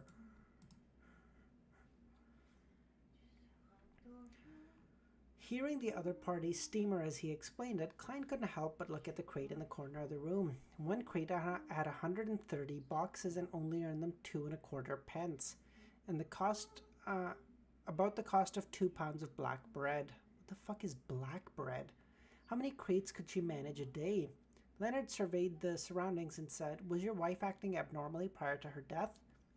Lois, who asked similar questions, pointed to the left of the chest and said, "From last week, well, perhaps the week before, she said that she felt stuffy in the area and couldn't catch her breath." Spaghettification is a word. Yes, I do know that one. I don't know what the fuck that one is, Zen. Hold on. Is that a word? In opposition to the disestablishment of the Church of England. Hold on. Anti-disestablishmentarianism. Anti-disestablishmentarianism. Like, fuck me, dude. What? Why? Get rid of that. We don't need that word anymore. Everyone is opposed to the Church of England.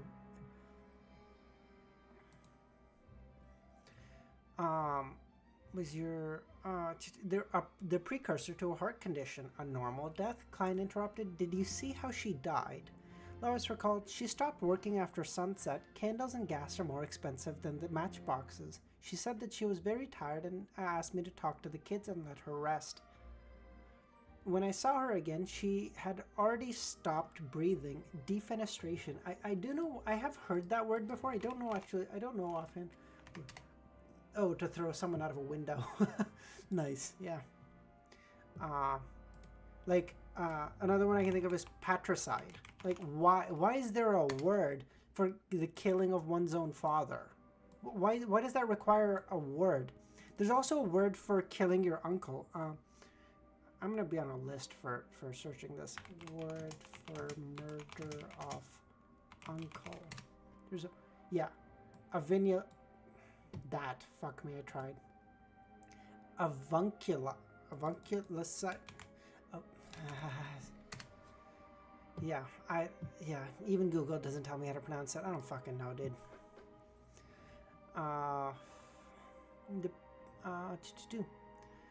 When I saw her again, she had already stopped breathing. Lois could no longer hide his grief and pain when he said that. Regicide. That is also a word. What is that one? Brother? A king. Sorry. A king. Yes. That is what Askeladd did at the end of season 1. Spoilers. Lois could no longer hide his pain and grief when he said that. Klein and Leonard asked several questions but could not find anything unnatural about his death. After they looked at each other, Leonard said, "Mr. Lois, please wait outside for us. We're going to conduct a thorough examination of the corpse. I don't think you'll want to see that." "All right," Lois stood up anxiously. Mountbatten walked towards the mattress and kicked the tenant, violently chasing him out of the apartment. He then closed the door and guarded the room from the outside. "So?" Leonard looked at Fry. "She died of a heart attack," Fry said with certainty. Klein thought for a moment before taking out a half-penny, intending to do a quick judgment. Lois's heart attack was due to supernatural causes? No, that's too narrow. There are supernatural factors influencing Mrs. Lois's death. I'll use that. As he recited the statement, Klein spoils people, proceeds to say cough spoilers. Okay, listen. One of 3 things is going to happen, okay? Either you're going to know the character I'm talking about because you've seen the show and so you're caught up, no problem. 2, you're not going to know the character or the show I'm talking about because I didn't mention it, so it's not going to affect you. Or 3, you're you're gonna know, and you're reading it or watching it and still haven't caught up to that. And I don't believe anyone here is in group number 3, so I think we're fine. As he recited the statement, Klein made his way to the side of Lois's corpse. His eyes turned darker as he tossed the coin, and the sound of the coin reverberated around the room as it fell, straight onto Klein's palm. This time, the portrait of the king was facing up. This meant that there were supernatural factors influencing Mrs. Lois's death. What if it was just, maybe it's just a 50-50 and you lost that one, bro? What if it's just normal? You know, how do you know this? I'm being facetious, I know.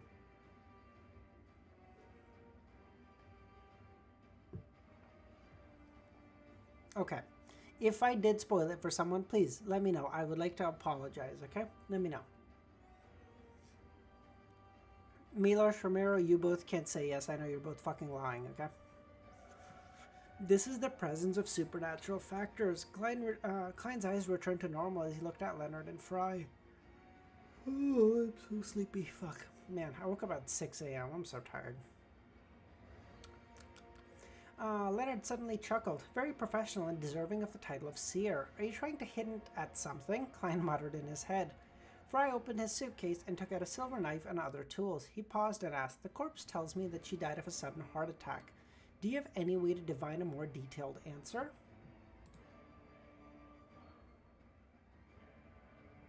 Klein nodded seriously and said, "I can attempt to combine a mediumship trial and a dream divination.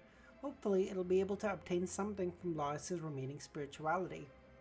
Fry maintained his cold and reserved state. He took 2 steps back and said, "Give it a try." He turned his head sideways and looked at Klein. He suddenly sighed without much fluctuation in his tone. "You're getting more and more used to this kind of situation." "Dr. Z, good to have ya. I did not think you'd be joining right now. Isn't it really early or late for you? It's one of the above.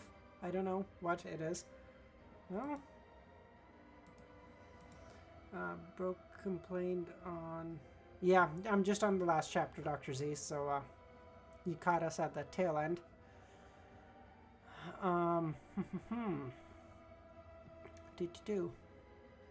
It's not like I wanted it. Klein had an urge to cry. He then took out the bottles of Pure Dew, essence oils, and herbal powder. Then he quickly set up his mediumship trial. He chanted the honor titles of the Evernight Goddess in the middle of the spirituality wall and recited his prayers in Hermes. Soon, wind spun around him and the light grew dimmer. Oh, 9 p.m. That's not too bad at all. I must be remembering something else. I feel like I remember you at one of the, at least, afternoon streams for me, and you said you were having dinner. I must just be confusing the streams. Okay, yeah, that's not bad. I'm going to try to stream... I started stream about an hour and a half ago, and I'm going to try to keep that schedule at least for the next week, because I don't have any classes or exams or anything, so I'm going to try to keep that schedule. So hopefully your reading speed is improving a lot? Not really, because I think I'm traveling and the internet is unstable. That's why I missed it earlier. Oh no, I appreciate you popping by at all. I know what a hassle it is for you to join at all, so I appreciate you popping by, man. I really do. I feel like I've been at a pretty steady pace ever since I started. Do you guys think I've gotten faster? Although I guess maybe if I'm talking to you guys more and maintaining the same speed, maybe it is. I'm probably just going to leave it at 5 for now because my throat's starting to feel it, but instigation to whatever you like for Dr. Z.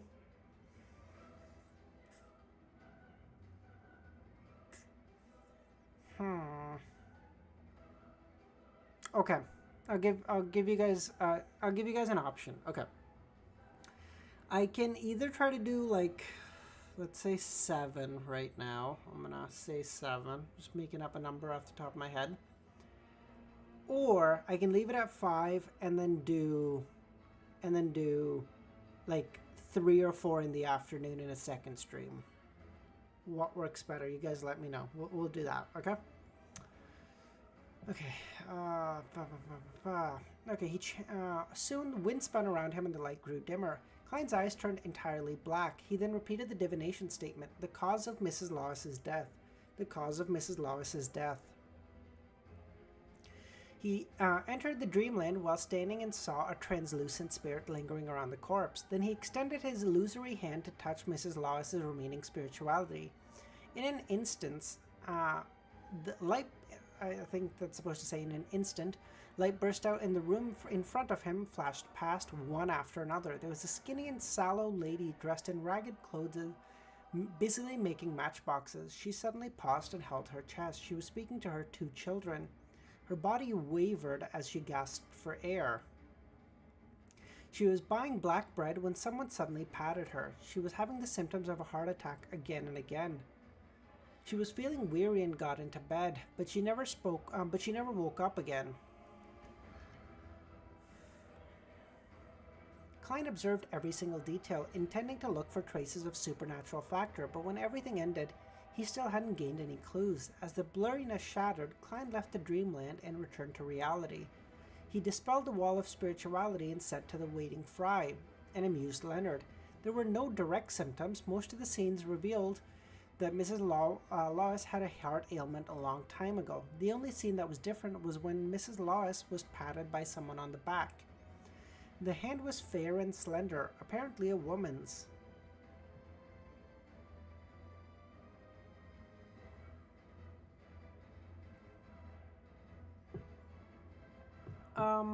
Yeah. If I stream, it would probably be in like 6-ish hours, so that'd probably be way too late for you, Amnesia, or early, because it'd be like 5 fucking a.m. Or Nightwalker, rather. So, that probably wouldn't work. Yeah, so if you guys want, I can probably do like 7 today instead of 5. But the flip side is, definitely not doing 8 tomorrow. My throat would be fucked into oblivion. I don't know. Okay, well, we'll see. Because currently I see... Okay, so Dr. Z and Nightwalker are both for number 1. I would assume Ramirez for number 2. Alright, we'll wait. We'll see. Okay. For such a family, they wouldn't go to a doctor unless they're very, very sick. Even if they were to queue at a free charity, it's not something they can afford to lose. Time is not something they can afford to lose. A day without work might mean no food on the table the next day. Leonard sighed emotionally like a poet. Fry looked at the corpse on the bed and sighed lightly. Before Klein spoke, Leonard quickly got out of his pensive state and thought carefully. Are you implying that the supernatural factor came into play when Lois was patted? It came from the slender hand of lady or madam. It's what the fuck? It's okay, Ramiro. I'm not gonna say it's great, but like I feel like I could probably do another 2 chapters and be okay. I will say once I'm done reading this, I'm gonna need to give me like a 5-minute break. I'll still be here, but like I'll just play like connections or like daily games. Just give me like 5 minutes to. I'll still talk with you guys, obviously, but just from the constant talking, just give me like 5 minutes. I'm happy to do 1 or 2, whatever's easier for you guys. If I do 1, that means I'm on stream for a little bit more right now, but then I have the afternoon to make the video, or I end it a little earlier right now and then I make the video and then stream again. I'm fine with either, so don't worry about me. Fry looked at the corpse on the bed and sighed lightly. Before Klein spoke, Leonard quickly got out of the pensive state and said thoughtfully, Are you implying that the supernatural... nope, already read that. Yes, but this is merely my interpretation. Divination is always unclear. The conversation ended. He and Leonard stepped back to the side of the bed and allowed Fry to take out his tools from his suitcase without any disturbance.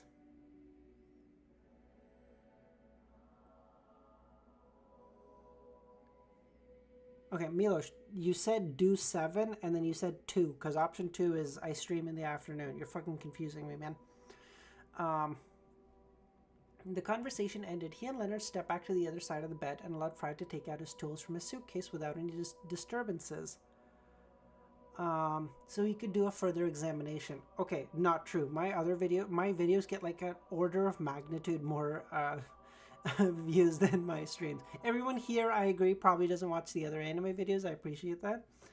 Uh, but it's the main way for my channel to grow. I know that no, two as in read two more chapters. Oh, I see. Okay, well, then we'll do that. Sounds good, guys. My hard cutoff is 3, and I'll read 2 chapters before then, so that's no problem. Okay. After Fry was done, they waited as he packed up his tools. After cleaning up and covering the corpse, he turned around and said, "Her death was caused by a natural heart disease. There's no doubt about it."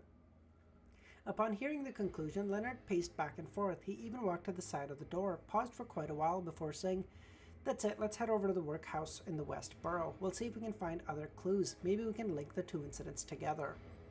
"Okay, we can only hope," Klein agreed, still filled with puzzlement. Fry picked up his suitcase, and while skipping and walking, he carefully went across the 2-floor mattresses without stepping on anyone's blanket. Leonard opened the door and walked out of the room first. He saw Lois and the tenant. "You can return home now." Just because I like to end on like even numbers and stuff, what I'm gonna do is I'll read up to 122 to the end of that, and then I might read 3, 4, 5 later today, just like before going to bed or whatever. And if that's the case, I'll just type about it in the Discord, like what I'm thinking and stuff, and then we can go forward from there. Or I guess I could try to do 8 tomorrow and even it out again. Fuck, I don't know. I don't know. We'll talk about it later. Okay, fuck it. I'm not worrying about that right now. Okay. Klein thought for a moment before adding, "Don't be in a hurry to bury the body. Wait for another day, as there might be one more thorough examination." "All right, officer." Lois bowed lightly, and replied in a hurry. Then, feeling numbed and lost, he said, "Actually, I don't have the money to bury her just yet. I have to save for another few days. Just a few more days. Luckily, the weather is turning cold." That's so sad. Oh, that makes my heart hurt. Fuck, man. Klein was shocked and asked, "You plan on letting the corpse remain in the room for a few days?" Lawless forced a smile and said, "Yeah, thankfully the weather became cold recently. I can move the body onto the table at night when we eat, and I can carry her to bed." Oh, that's so sad. Oh. Before he finished what he had to say, Fry suddenly interrupted. "I've left you money for the burial next to your wife." Thank you, Fry. Oh my god, that's so sweet. After saying those words in absolute calmness, he exited the apartment directly, unbothered by Lois's shocked expression and gratitude that followed. Klein followed closely and thought of a question. If the weather was still as hot as June or July, how would Lois deal with the wife's corpse? Oh, I don't want to think about it. Man, that's so sad. Pick a very dark night with strong winds, throw a corpse in the Tussock River or the Coy River, or just dig a hole and bury her. Oh. Klein knew that the law requiring a cemetery burial had been established more than 1,000 years ago at the end of the previous epoch. The 7 major churches and imperial households from each country had approved the law in order to cut down the number of water ghosts, zombies, and restless wraiths. That is for sure a fucking Witcher reference. Water ghosts are Water Witcher 3. What the fuck are their names? Drowners.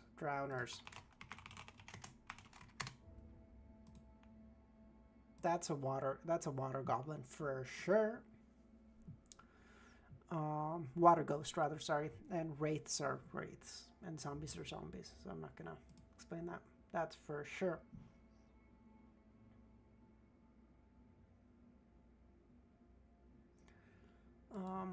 Okay.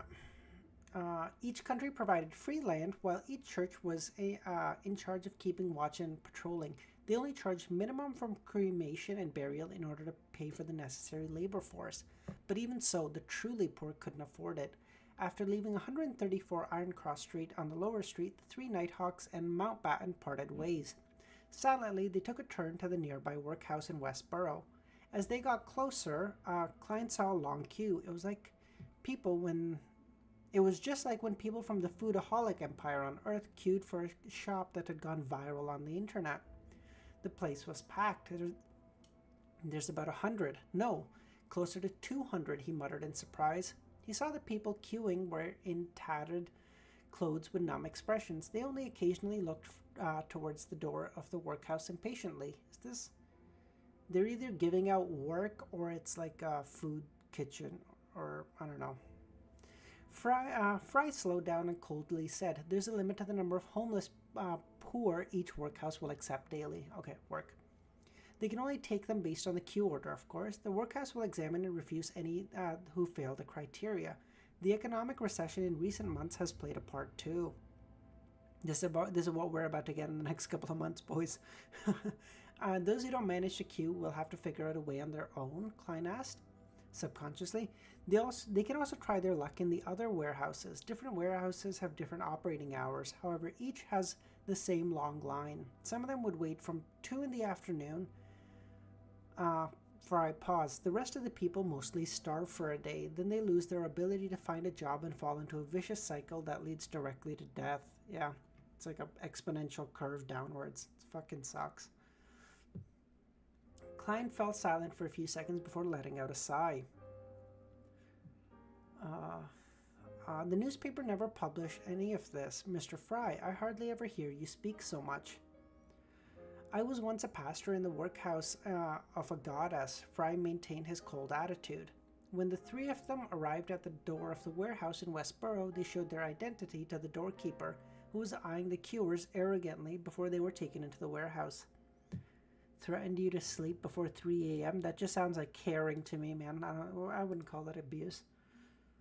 It's an interesting way to phrase that, I will say. The workhouse was transformed from an old church. There were mattresses and hammocks all across the mass hall. The pungent scent of sweat mixed with the smell of athlete's foot permeated every corner. Oh, that's so disgusting. Fuck. Oh, get that out of my mind. In and out of the hall, there were many poor families who some swung hammers to break rocks, others picked oakum.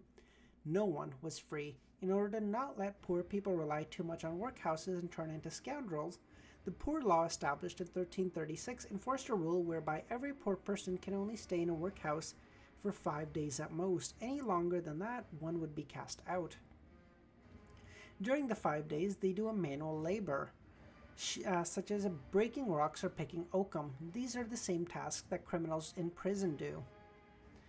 Fry explained to Klein and Leonard briefly without much emotion. Leonard opened his mouth and no one was sure if he was teasing or explaining. When they leave this workhouse, they could go to another one. Of course, they might not be able to move in. Perhaps to some people, poor people are like criminals. Picking oakum? Klein was quiet. He didn't know what else to ask.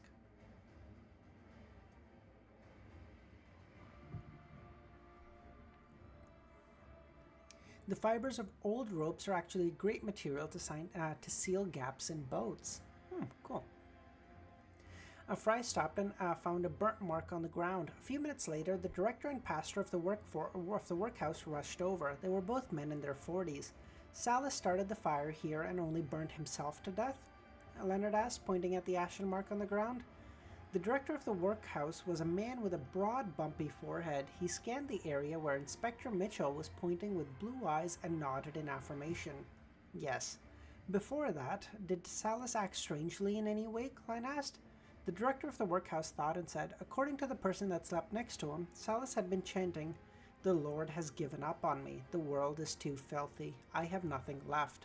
Stuff along those lines. He was filled with resentment and hopelessness.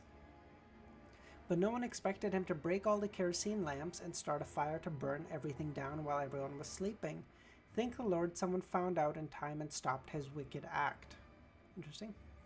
Klein and Leonard found out a few people who slept next to Salas the night before. They found the guard that stopped the tragedy. However, those people didn't have anything new to tell them. Of course, they used spirit vision, divination, and other methods to check if any of the people were lying or misleading. It seems that Salas had long had the idea to take revenge and self-destruct. It seems to be a very normal case. Leonard waited till the director and the pastor left to express his opinion. Klein pondered and said, "My divination tells me that a supernatural factor influenced the case. Let's eliminate Salus's fire temporarily," Leonard concluded. Just then, Fry suddenly said, "No, maybe there's another possibility. For example, Salus acted in the instigation of someone else, a Beyonder who didn't take supernatural measures." Triss? Do we finally get to hear about him? Please? For real? Klein's eyes lit up as he echoed, "It's very possible, such as the instigator from before. Instigator Triss. But that wouldn't have any connection to Mrs. Lois's death," he thought, creasing his eyebrows lightly. Alright, look at that. Through 5, give me 1 second. I'm gonna run to the washroom, and then I'll play Nerdle, and then by the time I get Nerdle, I think I'll be good to do another one. Is that okay? Give me 2 seconds, guys.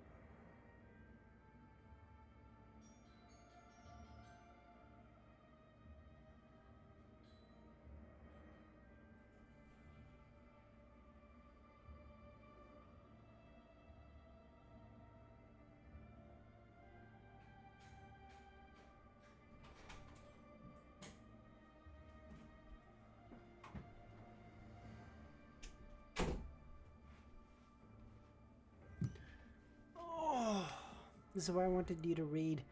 Oh, okay. That makes way too.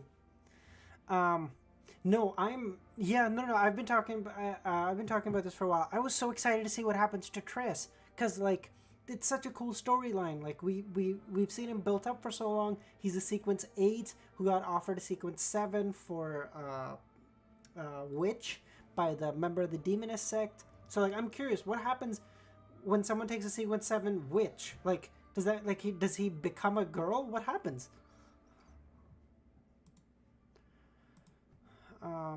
Would you choose assassin pathway? Amnesiac.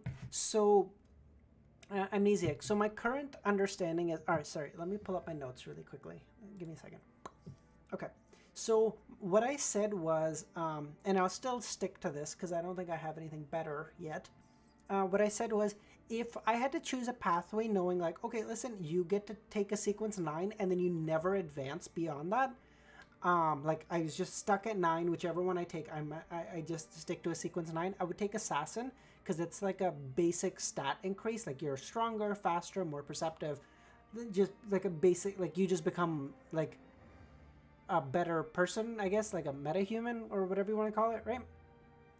But with like a bigger understanding of like, okay, if I could, let's say, move up to sequence 7 because I have a couple of understandings of sequence 7s.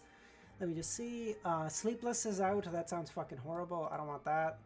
Old Mystery Prior. I don't know what Warlock does. Warlock sounds pretty cool. Like, that's a cool name, at least. I don't know what it does. But I probably wouldn't take that. Spirit Medium is kind of garbage. Sailor Sequence seems kind of cool. Sequence 7 Seafarer, Scholar of Astronomy, Geography, never gets lost at sea, can do water-related spells. That seems pretty cool. Sequence 7 of Spectator, Psychiatrist, can directly influence a target, either help or make them lose their mind. Seems pretty cool. Emperor Roselle Savant seems fucking garbage. Up to 7. Appraiser, understand powers and of most extraordinary items. Fuck that. Sequence 9 Assassin. Again, I don't know what Sequence 7 Witch does. Maybe we get to find out in the next couple of chapters. If we do, then I might adjust my thing, but like, off the top of my head, I would probably take the Sailor Sequence now, I think. I don't, because again, I don't know what Seer Potion 7 does. I know that it allows you to cast spells in quick succession and fuses one's body and supernatural powers. So that's not too bad, but I much prefer, like, if I have a superpower, I want to be able to engage in direct combat, not, like, have to run away and then, like, throw playing cards at someone like a fucking clown or whatever, right? That's my immediate understanding. But yes, I will wait for you guys to get caught up, and then we will talk about it. Savant and Spectator are best in real life. Hard agree. Totally agree. In real life, Spectator, if I could get up to 7 and then like engage and then like fucking screw with people's minds, totally based.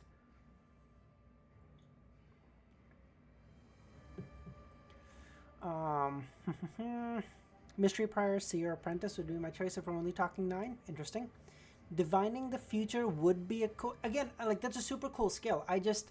I like having... fuck off. I like having the ability to fight, like, physically, and not doing that is like a... It's a hard no-go for me. You know what I mean? 5 times 95, 40... What?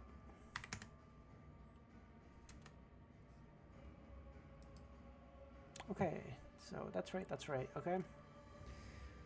So 23 plus, nope, it's a minus, so it has to be that, minus 18 equals 23.05. I know that's not technically a thing, but I'll take it, whatever. Only sequence 9 Spectator, definitely though? Really?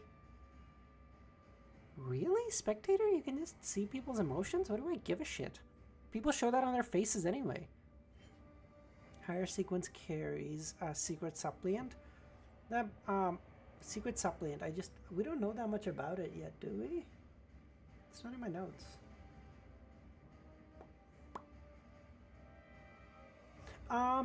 Actually, maybe, no, actually, no, I'm gonna change my thing.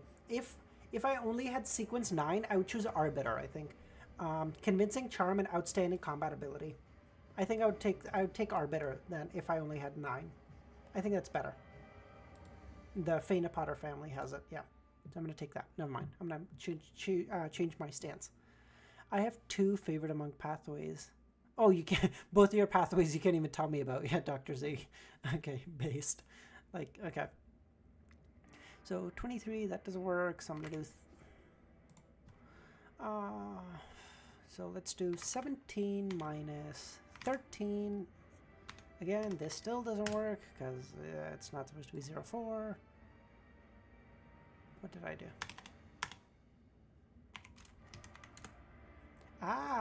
Okay, making good progress. Okay, Arbiter is pretty good if you like... Yeah, exactly. Like, it gives me negotiation abilities, but also gives me some strength. So I think I would take that one.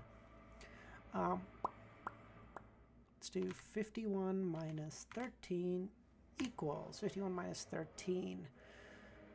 838. Oh. So. Fuck, I'm cutting it close. Shit. 65 minus 13 equals...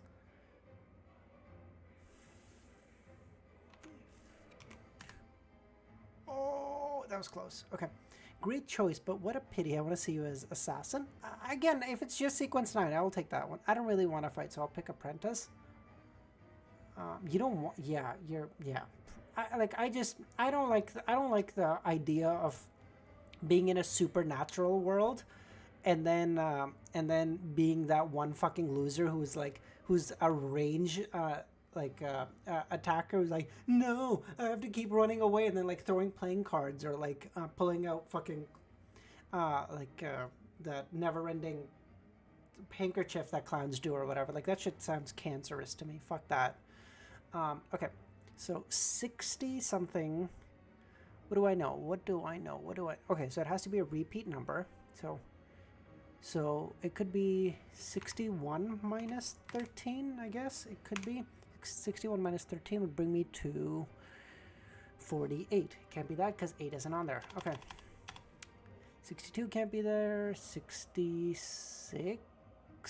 Ooh, 66 would give me 2 numbers that are on there. Minus 13 would give me 53. 3 is also on there, so it can be a repeat number. on the other hand, if it's not 6 and it's not 3, because it's not that. If it's 5, then it becomes 8, and it's not that, and so it has to be that. Oh, let's fucking go! Yes, okay, cool. That was good. Just saying every pathway is absolutely broken at higher... yeah, no, that's fair. And again, I just... but I guess the flip side to that is, assuming, obviously, you're not Klein, who's an MC, the chances of you making it to higher sequences are really low. The chances of you losing your shit before you get there are really high. So, like, you have to take your shit based on... And especially because the powers you need more and more is your lower sequence, right? Because when you're lower sequence, that... the jump from one sequence to another is massive. But, like... Once you're sequence 2, I assume you're already, like, among the most powerful people on the planet. So, like, the jump to 2 to 1 is great, but, like, it's like, okay, there's 4 people stronger than you, now there's 2 people stronger than you. Like, do you know what I mean? Fuck me. What's the economic term for it?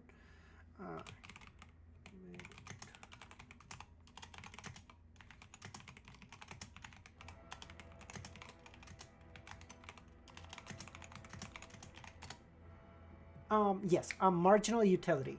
So, like, it's just marginal utility, right? So, like, the utility of 9 to 8 is massive, but, like, the utility from 3 to 2 is less, and the utility from 2 to 1 is even less, if that makes sense. Apprentice might be broken, really? No, Ramiro, I get that, like, in objective terms, the strength relative is, like, really big, but, like, relative to, like, everyone else, you're at 2, you're already probably a fucking god, right? Because, like, sequence 7 is now considered a high sequence. So, like, a sequence 2 is, like, you're just a you're, what did they say? Like, 3 and above is a demi-human? A demigod? Like, holy shit, I'm a legend, you know what I mean? Okay. Let's get into it. Leonard's hypothesis. After hearing Clyde and Fry's guesses, Leonard tugged on his collar and paced about, saying, "We have to investigate everyone in the warehouse who came into contact with Salas, as well as everyone who came across and went after he went bankrupt. And he was chased out of the house. It's very troublesome indeed. Time is of the essence. Let's split up and do a cursory search here, then head to the 3rd reported death in the Westboro and leave the rest to the police."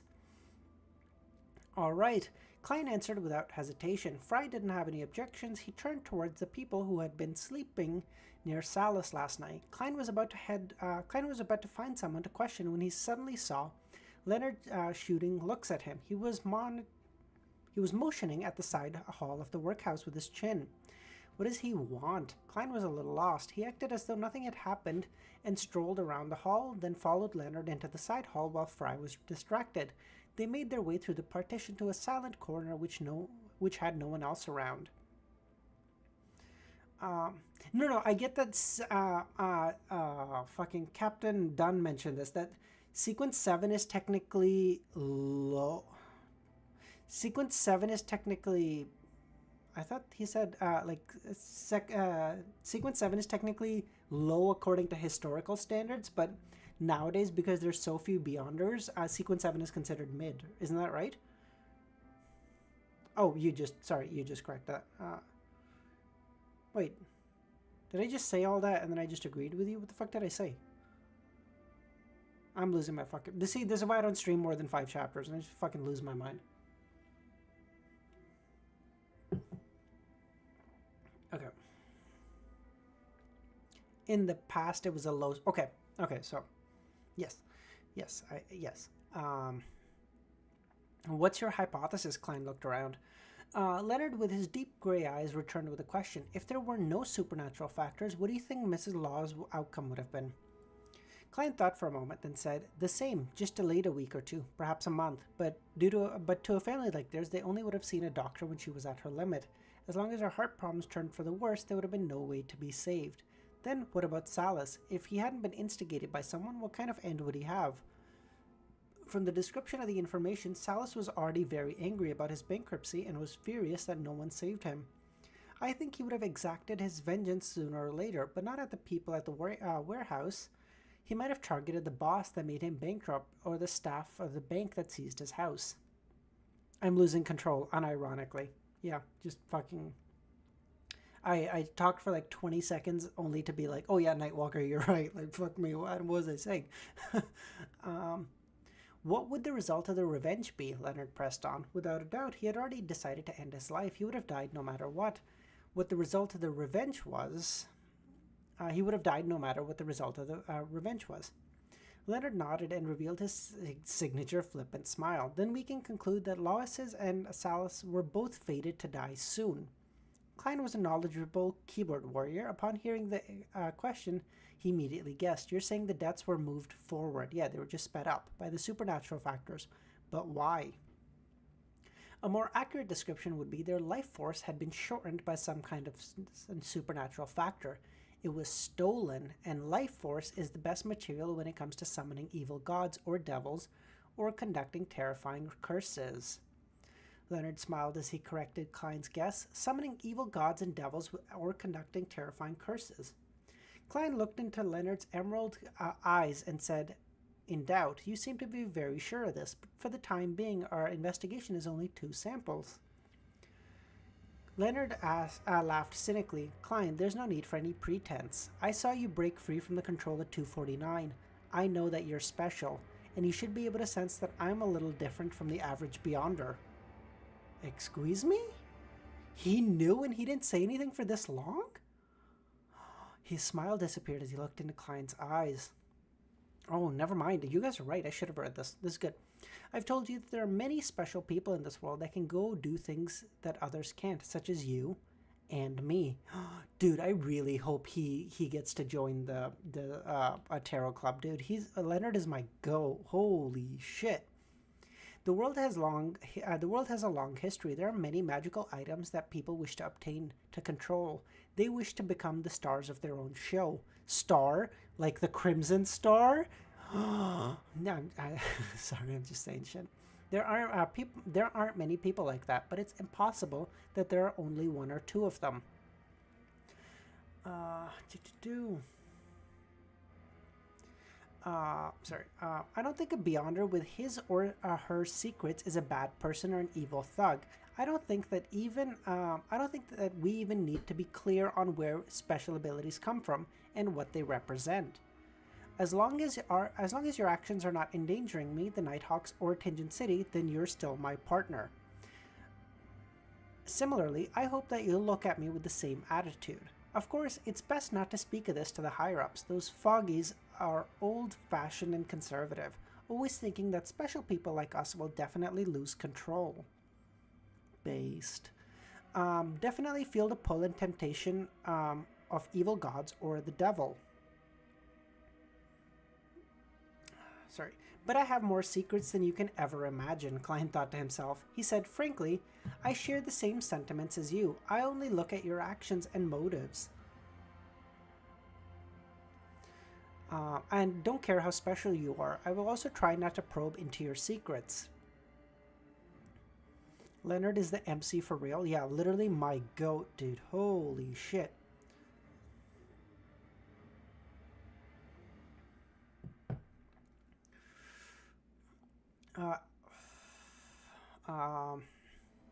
Hold on. I share the same sentiments as you. I'll only look at your actions and your motives and don't care how special you are. I will also try not to probe into your secrets. After saying this, he added in his heart, no, actually, I do mind and am very curious, but I'm putting up with it for now. Leonard thinks that he's the star of the show. What kind of encounters did he have, and what kind of magical items does he possess? Leonard unfastened the buttons of his shirt and nodded with a chuckle. I'm glad that we have this understanding. In action novels, this would be called a meeting of 2 protagonists. The wheels of history are set in motion. How shameless, Klein gave a perfunctory smile. He knew that the phrase wheels of history are set in motion came from Emperor Roselle, the little shit. Klein is a cult leader in the magic police. Yeah, exactly. He's literally like, this was a, you know what, fuck it, I'll do it now. It's 2:15, I'm cutting it close. Fuck.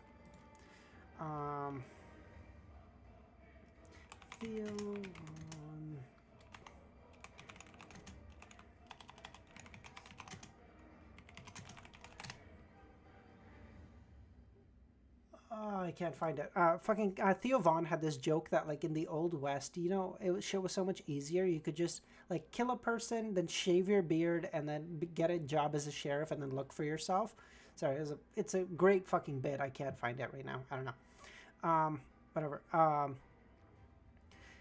All right, I'll be honest. I'm quite confident that the victims of the two deaths would have died within the next 3 months, but their deaths have been brought forward to the past 2 weeks by someone through some means. The other party's motives should be to summon evil gods or devils or conduct a terrifying large-scale curse. It is easy for the culprit to hide their numbers, given that their victims already showed signs that they were going to die soon. They wouldn't attract the attention of the police department or be disrupted by the Nighthawks, Punishers, or Hive Mind during the culprit's preparatory phase. Klein muttered to himself and analyzed the culprit's thought process. Leonard smiled and agreed. That's right, if 3 healthy, normal people were to suddenly drop dead, it would definitely attract attention and bring on an investigation. Sorry, I was just pulling up the stream on my phone because sometimes my shit doesn't... Oh, Romero, thanks. Thank you. We'll watch it at the end of the... Thanks, bud. I appreciate that. Then how are we going to find the altar used for the ritual? Regardless of whether the culprit wants to summon an evil god, devil, or conduct a terrible curse, he or she needs a sacrificial altar, a ritual. The harvested life force would also have to be stored in a similar place. Klein chose to believe in Leonard, for he didn't have any other clues and was unable to make any other deductions. It doesn't hurt to try.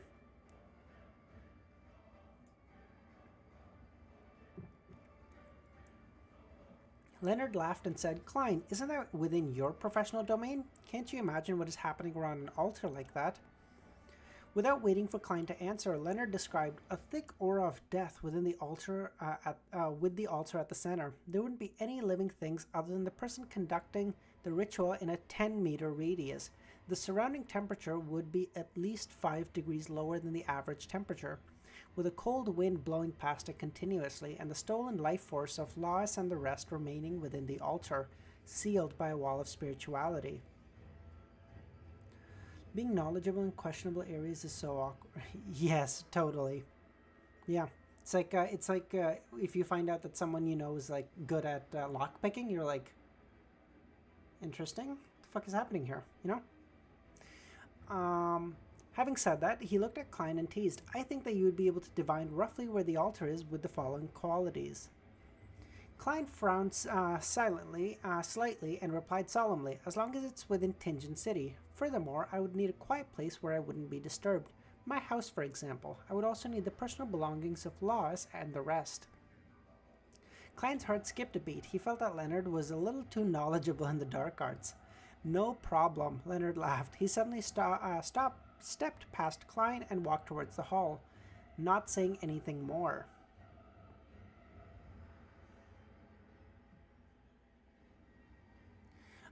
That man sure has a unique style. Klein cursed in his heart and followed. When Leonard found Fry seriously taking notes, he put on a serious tone and said, I have a hypothesis, and was hoping that Klein would give it a try.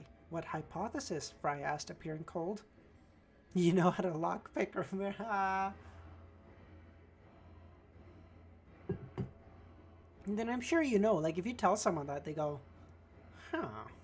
Like, you know, nothing weird, but they're like, why the fuck do you know that? Just a little... I'll tell you if there's a result. I don't want to be laughed at by Roseanne and the rest. Leonard gave a whimsical excuse and changed the subject. Oh, he's so good. He's so upbeat and stuff, so like he can get away with so much more stuff because it's just like, oh, that guy wouldn't hide shit. Oh, that's so good. Yeah, Milos, what's the saying? Jack of all trades, master of none. Accidentally told my sister's fiance the mortality rate of certain methods of murder. But the look in his eyes, yeah, it's like, homie, why do you know this? Fry didn't ask any further. He acted according to the instructions and obtained Salas's and Mr. Lawless's personal belongings from the nearby police station, then met his partners at Klein's house. Lockpicking lawyer, that's what I was going to say too, Romero, yeah. Wait in the living room and don't let anyone disturb me. It's about 6 now. Melissa might come back any time. You can trust us. Leonard put his hand on his hips and paced around the living room. Fry sat silently on the sofa. Does Leonard have ADHD? Klein pouted and went to his room on the second floor. Yeah, that's a YouTube channel. Really big one with like millions of subscribers. He's really good. He locked the door and sealed the room with a wall of spirituality. After which he set up an altar and asked for the help of the goddess, eliminating any disturbances. Then Klein wrote a divination statement on a piece of paper, the position of the altar. He gave a sweeping statement to prevent himself from missing out on any information. Grabbing the piece of paper and belonging of the dead, Klein lay down on his bed, and he first recalled the scene Leonard described, then silently recited the statement 7 times. He didn't try using the World of Grey Fog, firstly because that weird and mysterious Leonard was downstairs. Who knew if he'd noticed something odd about the ritual? Second, his seer potion was about to be completely digested. It was likely that the aid of the ritual was sufficient for the success of the divination. Klein would only consider finding an opportunity to enter the world of fog if he didn't get a result. After all, the summoning of an evil god or devil was something that could threaten Benson, Melissa, and himself. With the help of cogitation, he quickly entered the dream and saw a hazy, illusory, fragmented scene. Soon after, an image floated before his eyes. It was a 2-story grayish-blue house bathed in a sunset glow. The windows of the first floor were shut tight and had dark curtains with no gaps. However, they expanded and contracted from time to time. The soil around the house was dark brown, but nothing was growing on it. The garden around the house seemed to be covered in shadows, dilapidated and dark. There was a river flowing silently nearby. Sometime later, Klein exited the dream, not having seen anything else. Leonard's hypothesis was correct. Where could that building be? Okay, Romero, delete that chat. You can't write that on YouTube, dog. You're gonna get your shit banned. You're gonna get my shit banned too, by extension. There are too many rivers and tangents, such as the west, southwest, the harbor area, and the university area. He opened his eyes, rubbed his temples, and thoughts. His expressions were serious. 122. Good shit. Like, my throat aches, but like as much as it used to when I was at like chapter 4. So like I think we're doing good. We're doing good.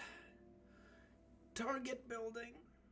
Oh, chapter 122. All right, I got like 30 minutes. All right, just really quick, the joke that I was telling. Kill somebody and it was easier, you know. Think about like the Wild West, right? Like if you killed somebody, they drew a picture of you. Right. Haunted. All you have to do is shave your mustache. Well, that's all, man. I'm looking for a guy with a mustache. You could behind literally go across behind a boulder, shave, come back to the town, get a job as a sheriff, and look for yourself for 20 years.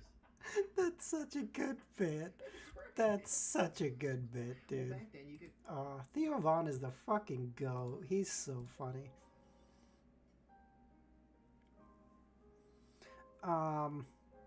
Yeah, Romero, I got into rock climbing like 2 months ago because I read The Climber, and fuck, dude, I love it so much. It's such a good workout. My hands get fucked up all the time, but I love it all the same. It's so good. This is the chapter? The chapter. Okay. I've never harmed anyone in life. Coward. 2 Daffodil Street, inside the living room that was painted with the luster of dusk. Klein stood in front of the oriel window as he told Fry and Leonard. Oh, dude, I'm at 122. Klein fully digests the potion within the next 10-ish chapters and gets a con potion within like 20. That's pretty good. All right, that's great progress. Klein stood in front of the oriel window. My divination revealed something. I saw a grayish-blue I saw a grayish-blue 2-story building in my dream. The windows on the first floor were all shut tight and the curtains were drawn. It's surrounded by a few meters of ground soil without any greenery or flowers. It had a terrible, gloomy garden, just like the kind you find in a horror story. The only characteristics that can be used to identify it is a nearby river with a slightly broad river. It might be the Tussock River or the Koi River. We can only find out through process of elimination. Hopefully we can make it in time. The Tussock River was the biggest river in the Lone Kingdom, coming down from the northwest where the Mirminsk mountain was. It flowed towards the southeast, passing the Mid-Sea Shire, Awa County, and then passing through the capital Blackland into the sea near Pritz Harbor. I'm a Discord mod with a lot of skills. Hey, man, you made my Discord look like you made our Discord look so fucking good. So, yeah, I appreciate you so much, buddy. The locations where it converged in Tingen City included the southwest corner of Westboro and the harbor in the South Borough. The source of the Koi University came from the northern York Mountain as it passed through the University District in the East Borough and locally merged with the Tussock River. There were two main rivers around Tingen. The rest could be considered streams. None of them had an expansive water surface. Upon hearing Klein's description, the pale and cold Fry nodded lightly in agreement. Since there were no other clues, process of elimination was the only efficient method. Just then, Leonard smiled and said, "Perhaps we can narrow down the possible locations of the target." Oh, Leonard's about to show some more dark shit, bro.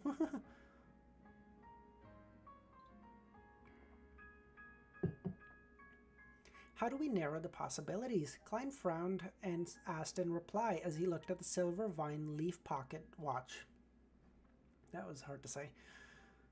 Leonard chuckled. A criminal with a plan and a goal would select targets somewhere far away from the location of his altar. That is a result of their natural instincts to be safe. It's probably going to end up being like 2.5, Ramiro. Only when there are many soon-to-be dead people in the areas far from his altar would he consider the nearer targets.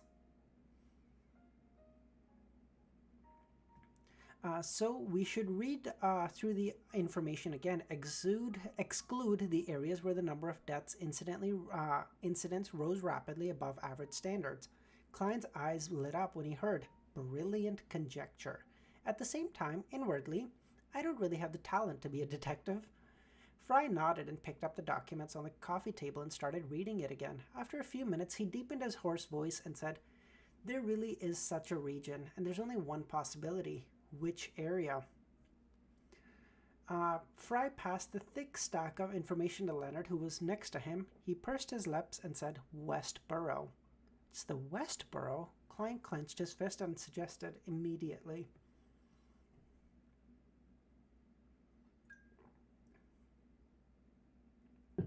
"Then let's search the southwestern area of Westboro. That area isn't huge." "I agree," Leonard echoed as he waved the papers in his hands in agreement, as though he wasn't the one who suggested narrowing the scope of the search. "I received a text message warning me about accidentally crossing the border." That's hilarious. The border between Canada and U.S. just has a whole bunch of fucking wilderness between it because it's the the longest land border in the world. And it's like, but what they do is they clear out like I think it's a mile each way, so I think it's like 2 miles or maybe 2 kilometers of a forest. So it's like if you were hiking there or something and you started crossing it, you'd fucking know because there'd be trees everywhere, and then you'd take one step forward and it's fucking clear in both directions. Huge storm started when I almost died by slipping off. Oh, good lord. My parents have no idea. Hold on. The two-wheeled carriage slowly drove along the muddy road. Beside them, the red and orange glow of the sunset reflected off the broad river that was colored with the twilight radiance of the sunset. Klein and Fry looked out the windows from both sides of the carriage, inspecting one house after another. They were searching for a grayish-blue house with a dilapidated garden. If possible, they would take note if the curtains on the first floor were drawn. Leonard leisurely sat in his original spot, leaning against the wall of the carriage as he hummed a popular local tune. The dim scenery flew past, and Klein caught sight of a grayish-blue 2-story building from the corner of his eye. In front of the building was a gloomy garden that appeared in ruins. Found it. I once almost stepped on a fishing hook. is relatively thin. Oh, geez. Okay. That makes sense. Um, in front of the building was a gloomy garden that appeared in ruins. Found it, Klein said while he suppressed his voice. Before he finished the sentence, Fry and Leonard squeezed over to look out the window. There was almost no space between them. As the carriage drew closer to the building, the dark curtains that were drawn on the first floor appeared before the three Nighthawks' eyes. Oh my God, Romero, don't tell me that. Klein didn't need to divine whether that he had the right building. He was completely certain that it was the building he saw in his dream. That's where the evil altar was set up. None of them stopped the carriage, but instead allowed the carriage driver to continue driving forward as they passed their target and continued away from it as though they were just passing. Fuck you, dude. Sorry, just saw something on my phone. None of them stopped the carriage, but instead allowed the carriage driver to continue driving. Nope, already read that. When they could no longer see the building, when they turned around, Leonard told the driver to stop the carriage. Klein, head to Zootland Street in the carriage and tell Captain to come here for assistance. Leonard snapped his fingers and smirked at his teammate.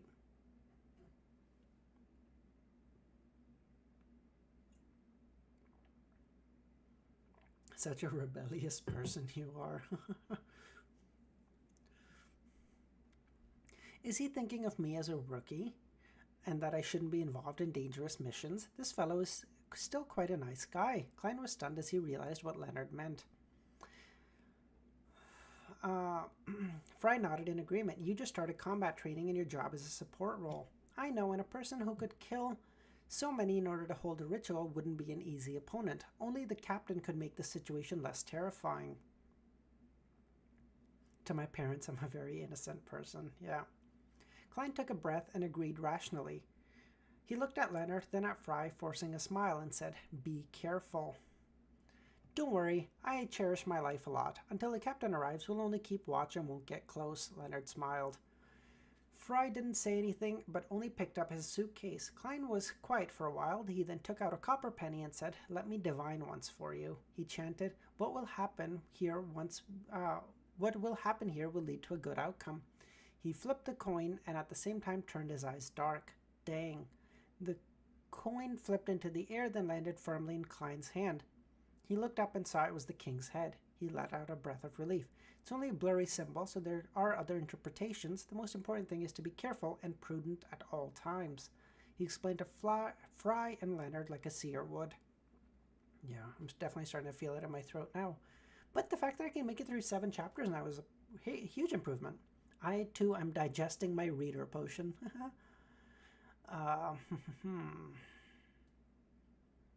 Leonard had already turned around. He waved and jumped off the carriage. As naggy as my 80-year-old grandma. I can't read anymore.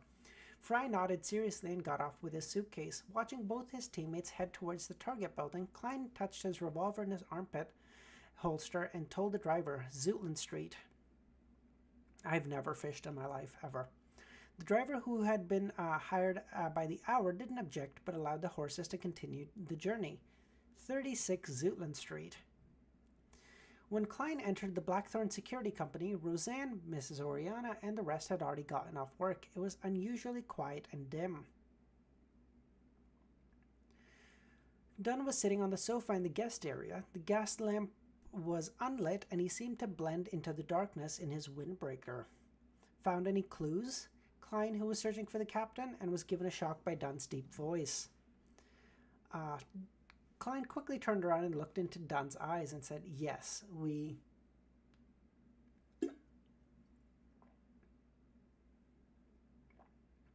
He then quickly told him about Leonard's bold hypothesis, his confirmation via divination, and the subsequent discovery of the house. I've heard it's very relaxing, Milosh, so that might be a good thing, yeah. As for...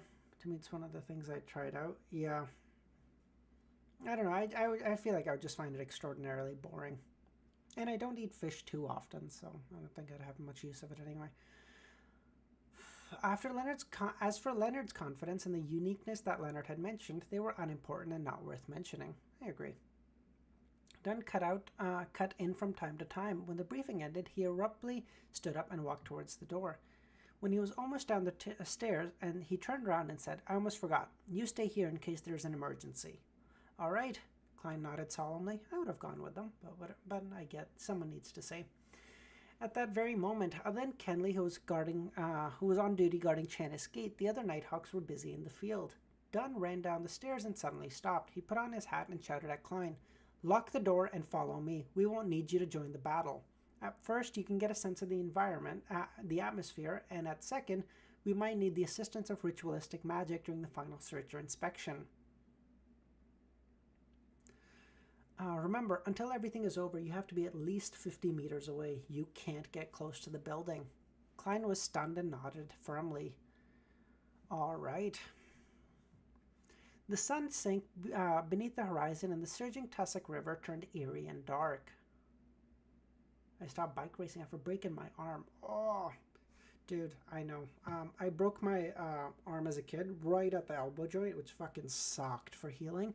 I was like 7, and fuck me, dude. That was the physical therapy was fucking nightmarish. The dark clouds obscured the crimson moon, making the grayish-blue two-story building look like a monster hidden in the shadows. The garden before the building was extremely quiet. It was as though it didn't have any insects nor any other forms of life. I'm gonna catch fish and sell fish I catch for money. That's a yes.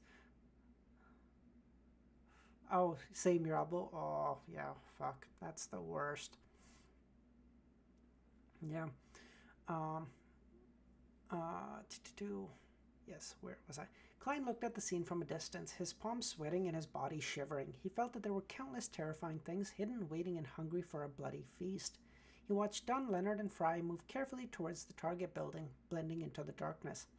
Sorry if I'm rushing. I have to go pick up my niece at 3, so I got like 25 minutes, which I know is some time and I'll be finished soon, but that, and I'm also very hungry, so I want to get something. Oh, fuck me, there's nothing left. Never mind. Ha ha ha.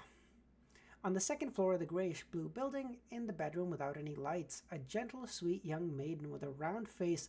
Is this the girl that we saw on the bus? The bus! No way! No, that's not the one on the bus. What am I talking about? Who is this? Who is this? No, I just saw her sweet round face, and I remember we saw that girl on the bus one time. But no, that was Melissa's friend. No, never mind. I'm thinking of something else. With a round face was seated before her dressing table, looking carefully at her face and the complicated skincare routine she had just completed. There was a silver mirror next to her right hand, its surface coarsely ground, almost unable to reflect a figure. Interesting.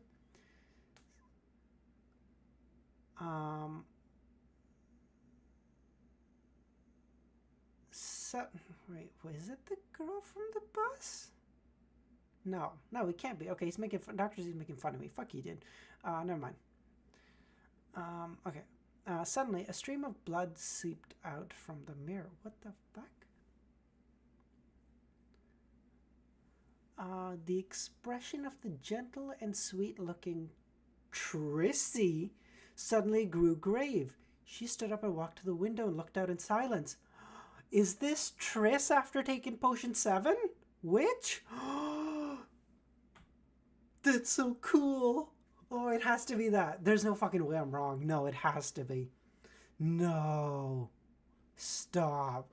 That's fucking dope. Okay, it has to be that. Okay. That's fucking awesome. Oh, holy shit. I'm so excited to read the next chapters. That's gonna be so fucking dope. Oh, that was awesome. Okay, I'm glad I read 7 chapters. That was good. A little rough, but I made it. I can still talk, so.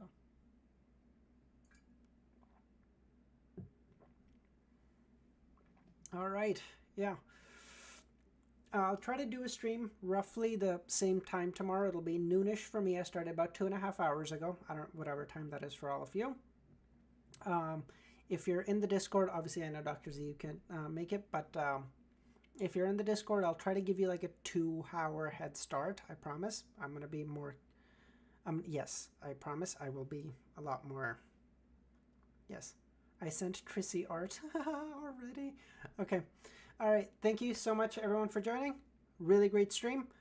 I am going to go grab something to eat. I am damn starving. All right. Hope y'all have a great rest of your day or nights. Ramiro, try to go to sleep for God's sake. Make your girlfriend happy. All right. That's it, everyone.